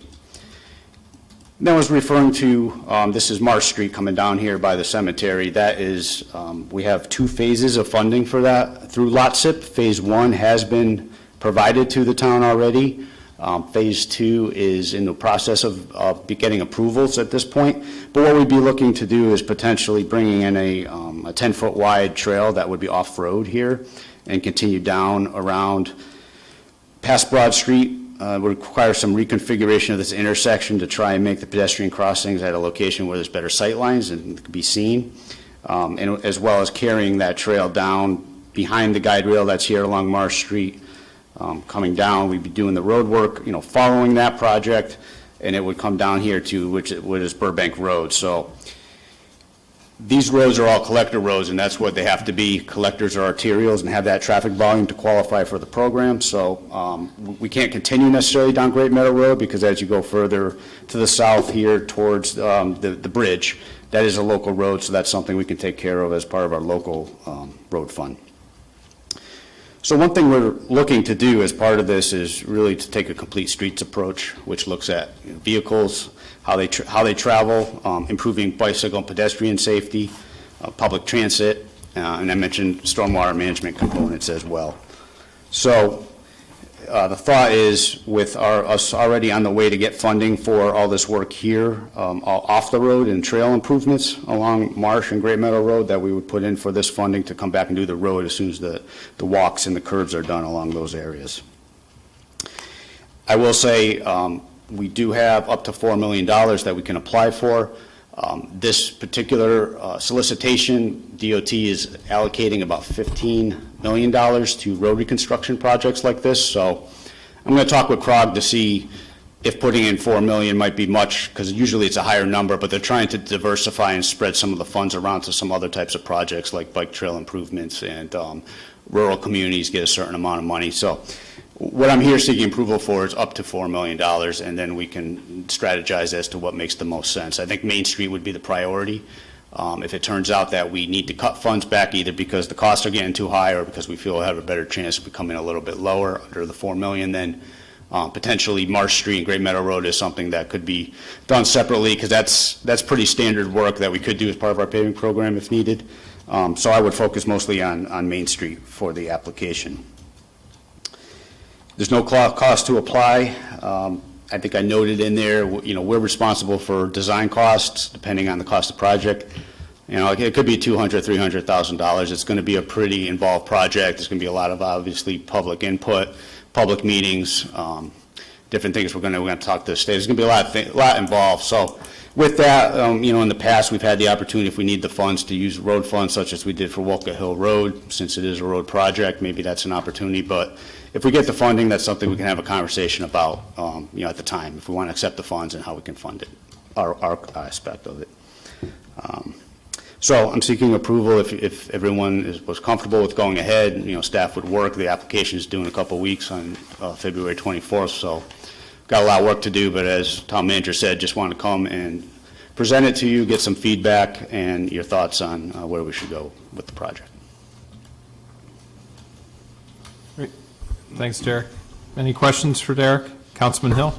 Not a question, more of a comment. I do agree in terms of the emphasis being on Main Street and the town, through these funds, kind of adding some more, just prioritizing those, especially as Main Street has become like the chief economic corridor for Old Wethersfield. It's really taken off, especially the last 5 years or so. A lot of us who have been in town a long time, I'm shocked, to be honest with you, about how much that's developed over the past few years. That being said, there's a tremendous opportunity linking Old Main Street down to Marsh Street to Great Meadow Road over to the bridge. The investment that the state and the town has made for that walking bridge and that construction there, I think we'd miss a big opportunity if we couldn't somehow find the funds to connect a walking piece from Main Street down to that bridge. I walk it many times. It is dangerous to walk on the side of the road there now. So I would hate to have, we spend all this money, accepted these funds from the state to develop that walking bridge, and then you got to drive to get there, So I would love if we can find the funds in the future to somehow connect Main Street all the way to Great Meadow Road and to the bridge. And I thank you again for putting all this together. Sure, and just to clarify, we do have funds, lots of funds available to us now for doing the bike and ped improvements in that area, so we will be able to make the connection. What I'm looking for now with the road work I'm talking about is more just coming back later and doing the pavement. Gotcha. And that's where I'm saying we could do that as part of our local road fund, program if we wanted to. But those improvements, we, depending on how everything goes with the budget this year, CIAC was recommending some funding so we can get a consultant on board to start phase 1 and phase 2 design of that. I think with DOT's project wrapping up, expected this fall, that, there's going to be more of a need, obviously, to make that connection, and we don't want to leave, an area here that isn't accessible to people. So totally agree. Appreciate it. Thank you. Sure. Councilman Lesser? Thank you, Mayor. Thanks, Derek, for all this work, and I'm happy to support this. It makes a lot of sense. I more have questions on logistics and timing real quick. So what is the decision time frame? So we apply soon, assuming the council supports it. How long does it take to hear back? And, we may not get all the funds, but hopefully we get some. And then after that, this is a fairly large project. What, in terms of the scope and timing, is it 6 months, is it 12 months, 18 months? I know some of it is dependent on how much money we get and how much of a project we do. But so when will we hear back on our application? And then how long do you think the project will take? Yeah, typically it's about 4 to 5 months to get a response. The process is CROG staff reviews it and they score all the applications that they receive. Then they make recommendations to DOT on which projects they feel would best benefit the region and should be funded. And then, so there are a couple rounds of comments. CROG has their own consultant that goes through a process. We address their comments, then goes to DOT. Sometimes they have some comments, and we go back and forth until we agree on a number and they commit to fund. So it's usually a few months before we hear back. The process sometimes takes a while, so I'd say realistically, if we applied now, we'd probably hear something over the summer. It's likely we probably wouldn't have the commitment to fund letter probably till the following spring. But while this is happening, we're going to, if I can get the funding through the capital program, we'd move ahead with design and construction of the bike ped improvements through this area, so we can at least get that going. Because if we do include Marsh and Great Meadow Road, we'd want this project to follow that one after the main construction is done, so we could just restore the road surface and leave it in a good condition. Got it, thank you. Thanks, Mayor. Mr. Deputy Mayor? Thanks. This plan is flexible though, right? This is just a kind of a conceptual, even though you're going to submit it with an application, they're not going to come back and say, oh, no, you have to do it this way. No, this is very conceptual. See a lot of, a lot of public comment, let's put it that way. So. Certainly understand that. So we have to show something or put something down that we think we'd like to do. Right. They've changed their unit cost lately, obviously with the cost and increased cost in material pricing, to try and get to a closer number that's realistic. But even within that, even between when we apply and CROG says, yeah, we think this should be awarded, there's a period of time where the dollars can go up and down. We're not so much tied to those thresholds we are on the application. So there's flexibility to change it, and then once we get to design, there's certainly going to be a lot of comment coming back. So we're going to try and build that into our estimate to account for some changes that we anticipate may be needed. Can I ask a somewhat related question? Broad Street, where it intersects to Marsh, the elimination of the dog leg or whatever you call it, right there.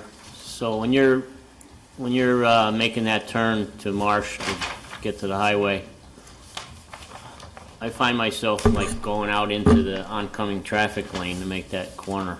Is that any chance that could be pushed back when you?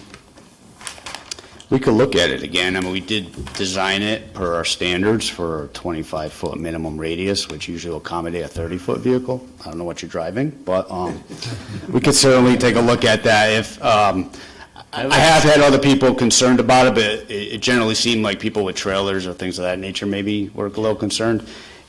We could look at it. Short truck with a lousy turning radius. And I just find myself like, I'm approaching going over the center line. So okay. Maybe I should get some driver training. Yeah, those changes were done very quickly on the fly during our paving program, intended to be temporary until this could be done, but then again, by the time this gets designed and built, it could be a year or two. So if we need to push that back a little bit more, we can. The other thing I just wanted to ask how did you feel about the speed bump at Keeney? It seems fairly subtle, and I don't know if do you feel it's working? Well, I follow cars down there, and yeah. I don't see them slowing down. Yep. It's only a 3-inch height above the existing pavement, which is standard. It could be variable. I'd say it's probably not as much of a bump as I had hoped. However, I think with the improvements we're planning to do here, with putting in more striping, narrowing up, these bump outs, narrowing up the travel lanes, I think all of it combined will be a benefit. The other consideration here being the first one we had done where it's located with the fire station nearby and emergency responses. We didn't want it to be something they have to stop and go over. So, yeah, I think if we do other ones, maybe we look at making them a little bit higher to get a little more lift out of them. But to me, it's more of a visual thing that causes you to slow down rather than hitting the bump one time and saying, well, I'm not going to do that again. Correct. Thank you.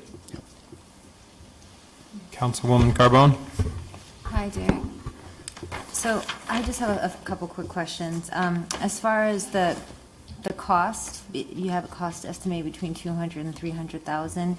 When will we be responsible for that? And when we have a final number after the application's been put in, they go through all that process and get back to us? Yeah, I mean, right now, it's just a assumed percentage of the total cost of this project, Okay. which could be $3 to $4 million.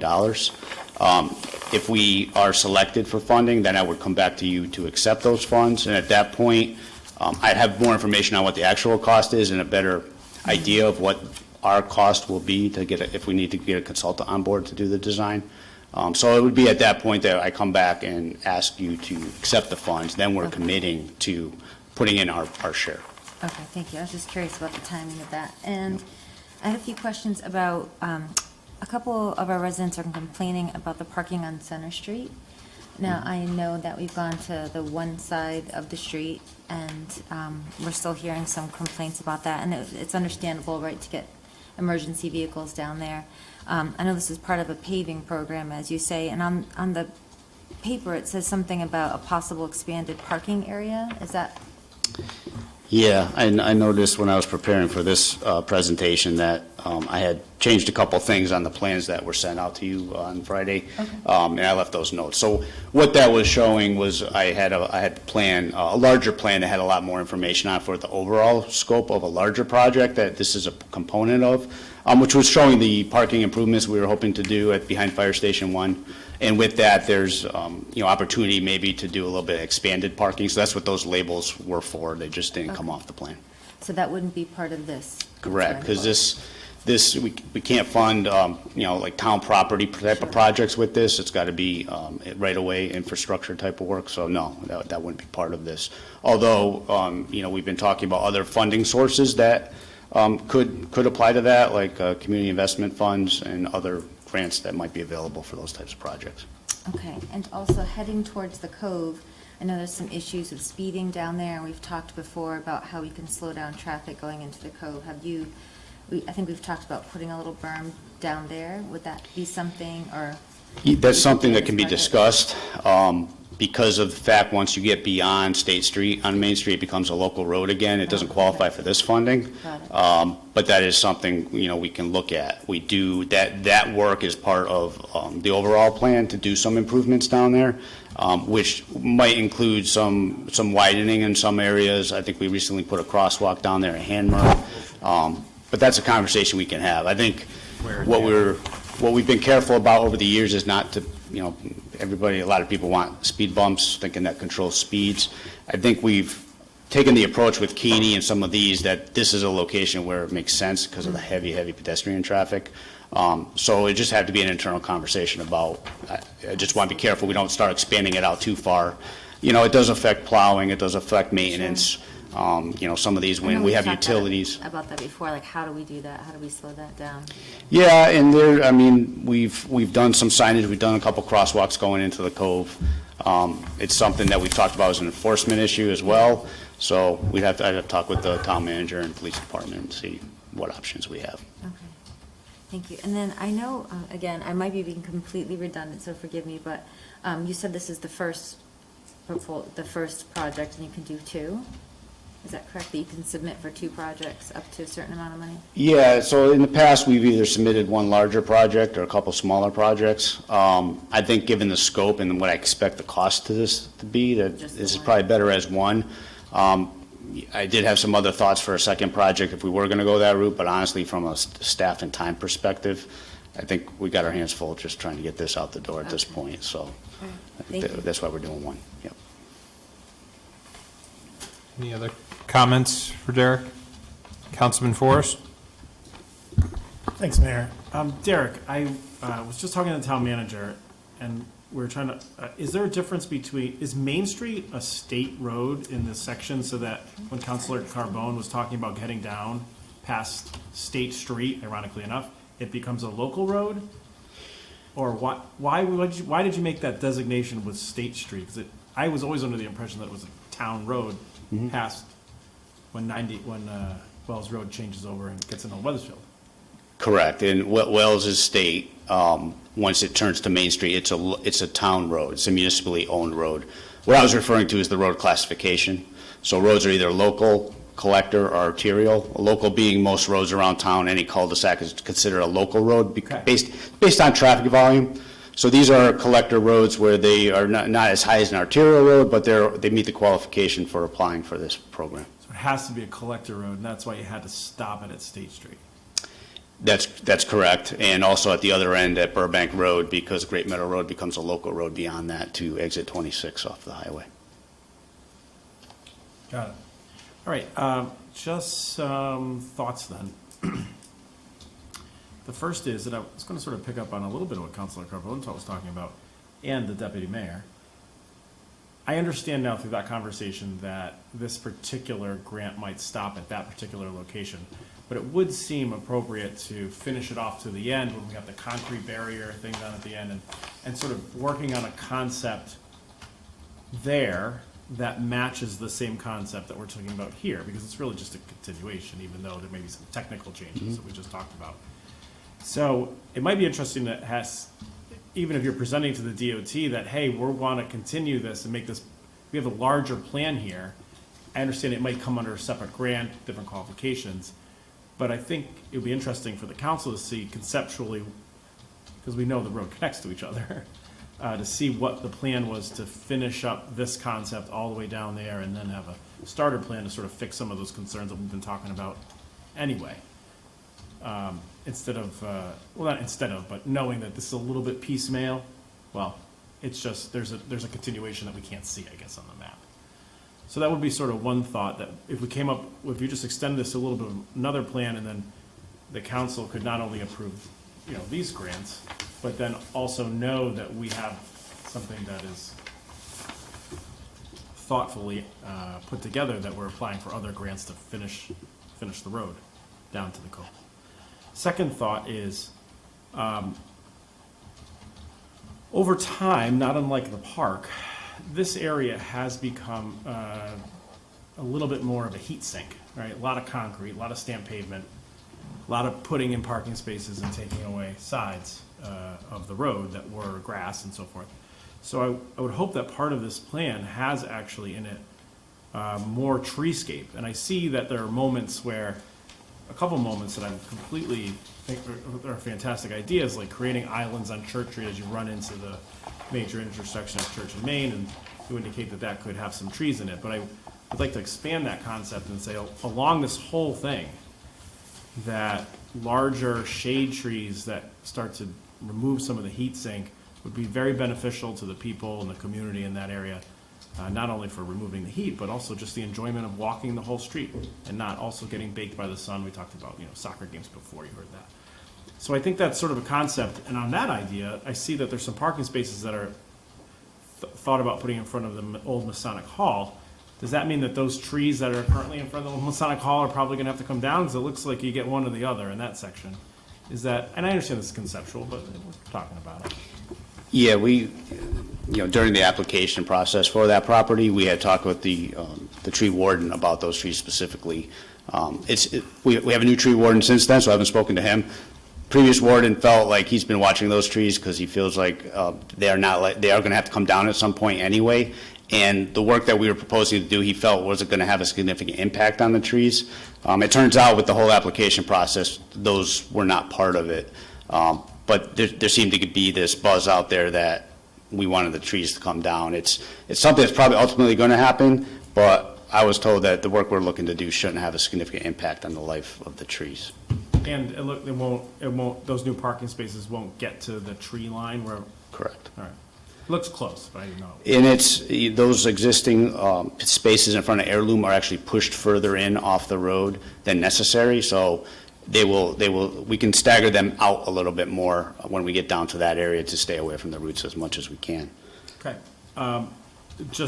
There is also product out there that can allow the water to still seep through that area to allow the roots still to get moisture instead of sort of, choking off a tree by putting concrete and the rest of it all around there. So you may want to think about maybe different materials that are more porous to allow water to come through and nutrients and the rest of it. And maybe several of these locations, if we're talking about treescape that might be significantly close to asphalt.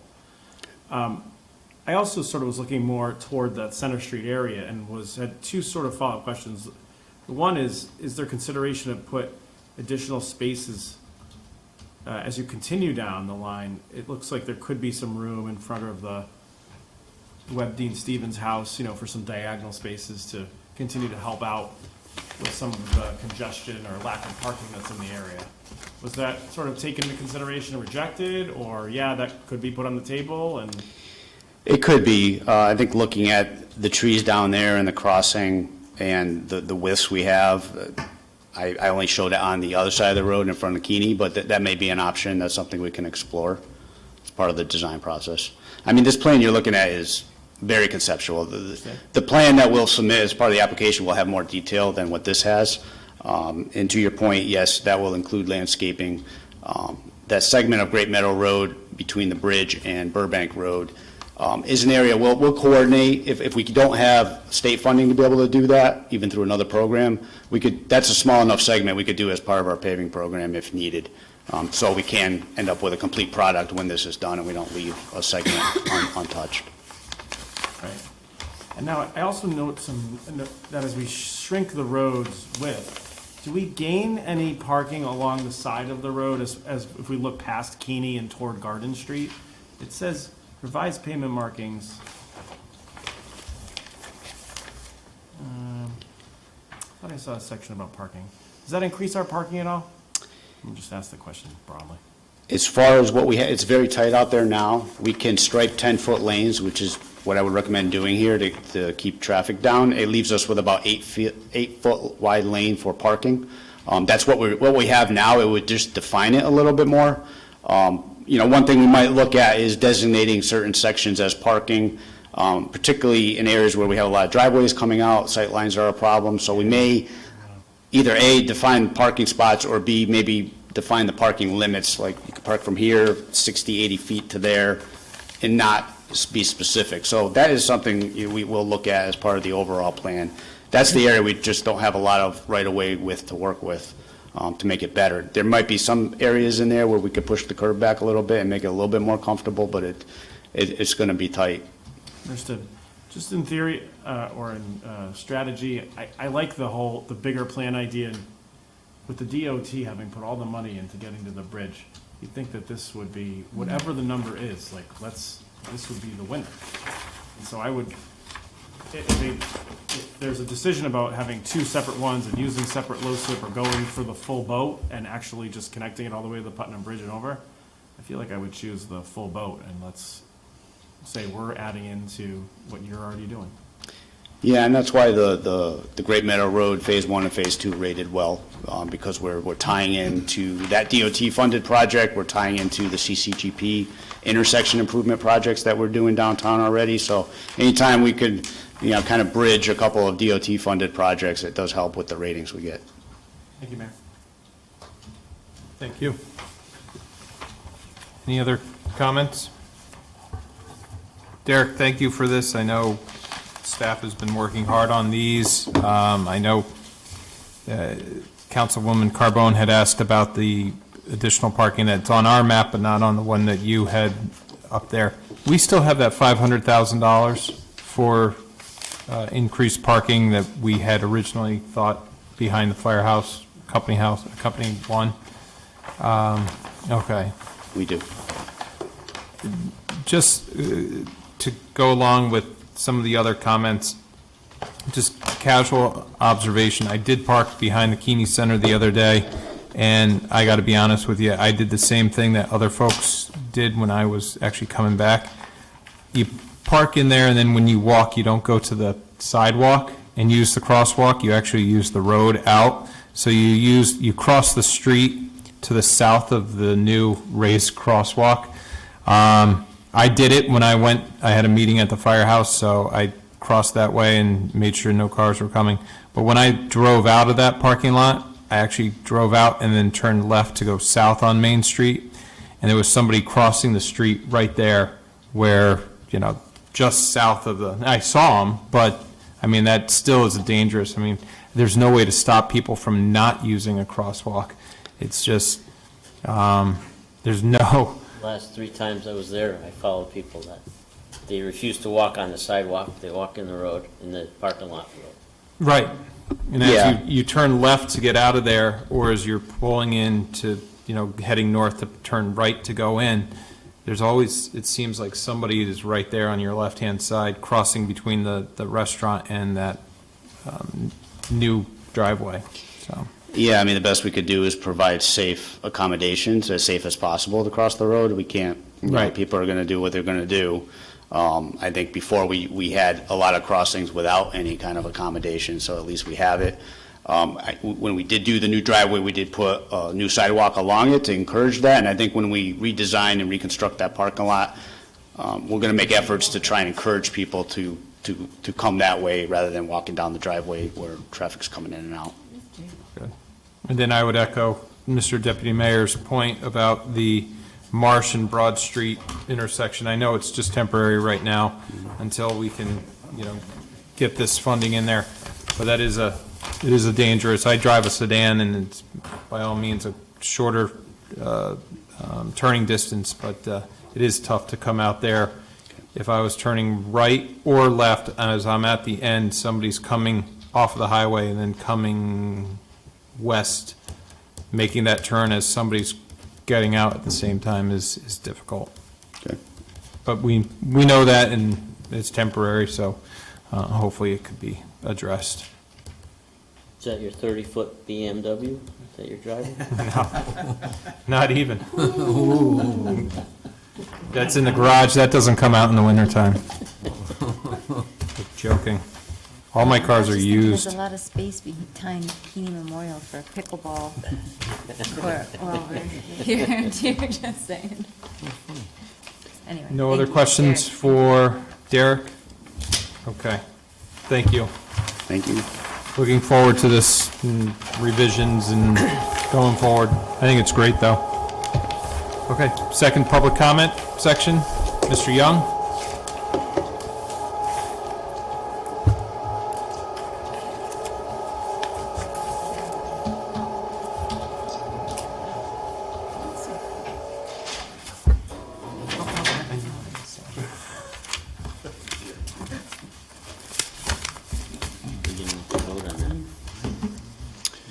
Good evening, Robert Young, 20 Copper Mill Road. Yeah, discussion on. So, Mayor,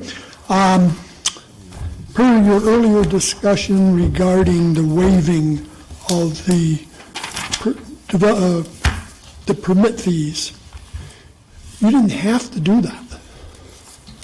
You didn't have to do that, but then you decided you're not going to change it either. So I guess we citizens can take the position that you disenfranchised all of us who ended up buying a building permit, and you disenfranchised us by giving it to your friends and your buddies over at the Weathersfield Housing Authority. So I guess that's the only assumption I can come up with. You could have reneged on it and changed it and had them be like the rest of us. But you decided not to do that. Okay, that's fine. Won't forget that. As a citizen, I won't forget that. Tonight, I believe the deputy mayor had spoken about the Solomon Wells house and how that there's a big expenditure that's hanging out there in the $400,000+ range, and you only get $8,000 a year rent.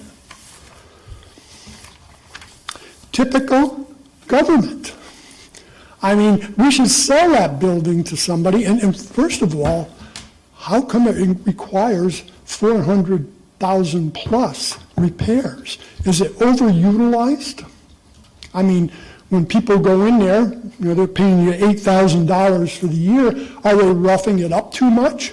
Are there too many people in there for the nature of that kind of house? It's made with old beams, and things sag and things crack and every other thing. Maybe a single family belongs in that building and not opened up to the public where hundreds of people might be going in there at the same time. And maybe it would be wise to liquidate that piece of property. You have no contracts, you have nothing holding you up, except for you own it and get rid of it. It's not like at the moment, the Kinney Center. The Kinney Center, you should do the same thing, because we dump a tremendous amount of money in that. But you have a contract with them. You have a lease with them, which is such a giveaway to them. And everything in that lease is in their favor. And we get $100 a year and all the costs and all the headaches that go with it. We should find a way to up the rent to where they can't afford to be there and get them out of there and get rid of it. Get rid of it or use it. I mean, it wasn't long ago, 6, 8 years, 10 years ago, the Board of Education rented a building up the street on the Silas Deane Highway for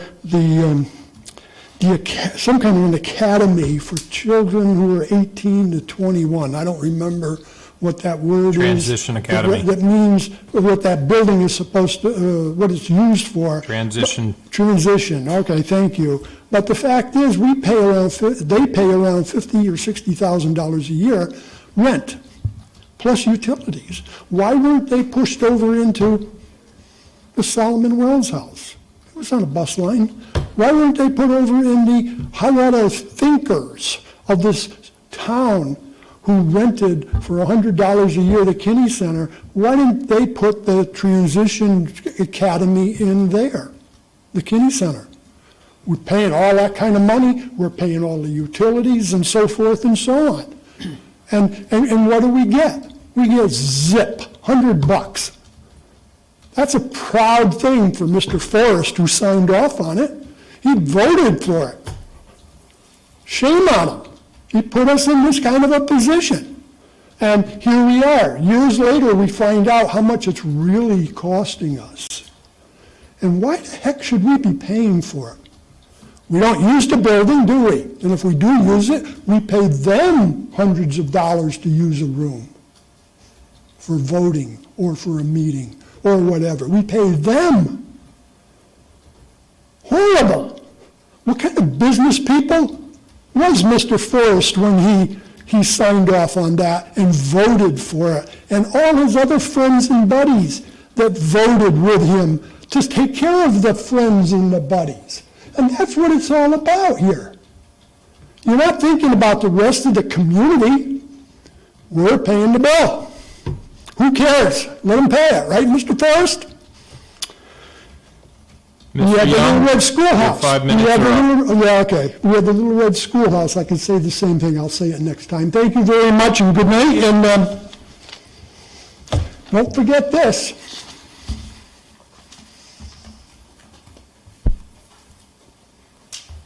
I think anybody's here. Do you want to mention that we have a special meal at the pub next Monday, and make sure that, we Oh, have to yeah. be there maybe for Yep. 5:30 for us, but I don't even know if all the public knows we have a, Right. just a thought. Good point. Next Monday, the 13th at 5:30, there's a special meeting. 6 o'clock. Oh, 6 o'clock special meeting. 5:30, I think we're Photos for us. Oh, yeah. Yeah.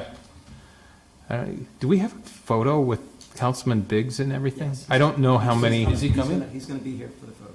Okay. So, 5:30 photos here, 6 o'clock special meeting to discuss Keisha, and then additional sports not complexes, but uses throughout the town, possible uses for sports facilities throughout town. So with that, I move we adjourn. Motion to adjourn. Second it. Second. All those in favor signify by saying aye.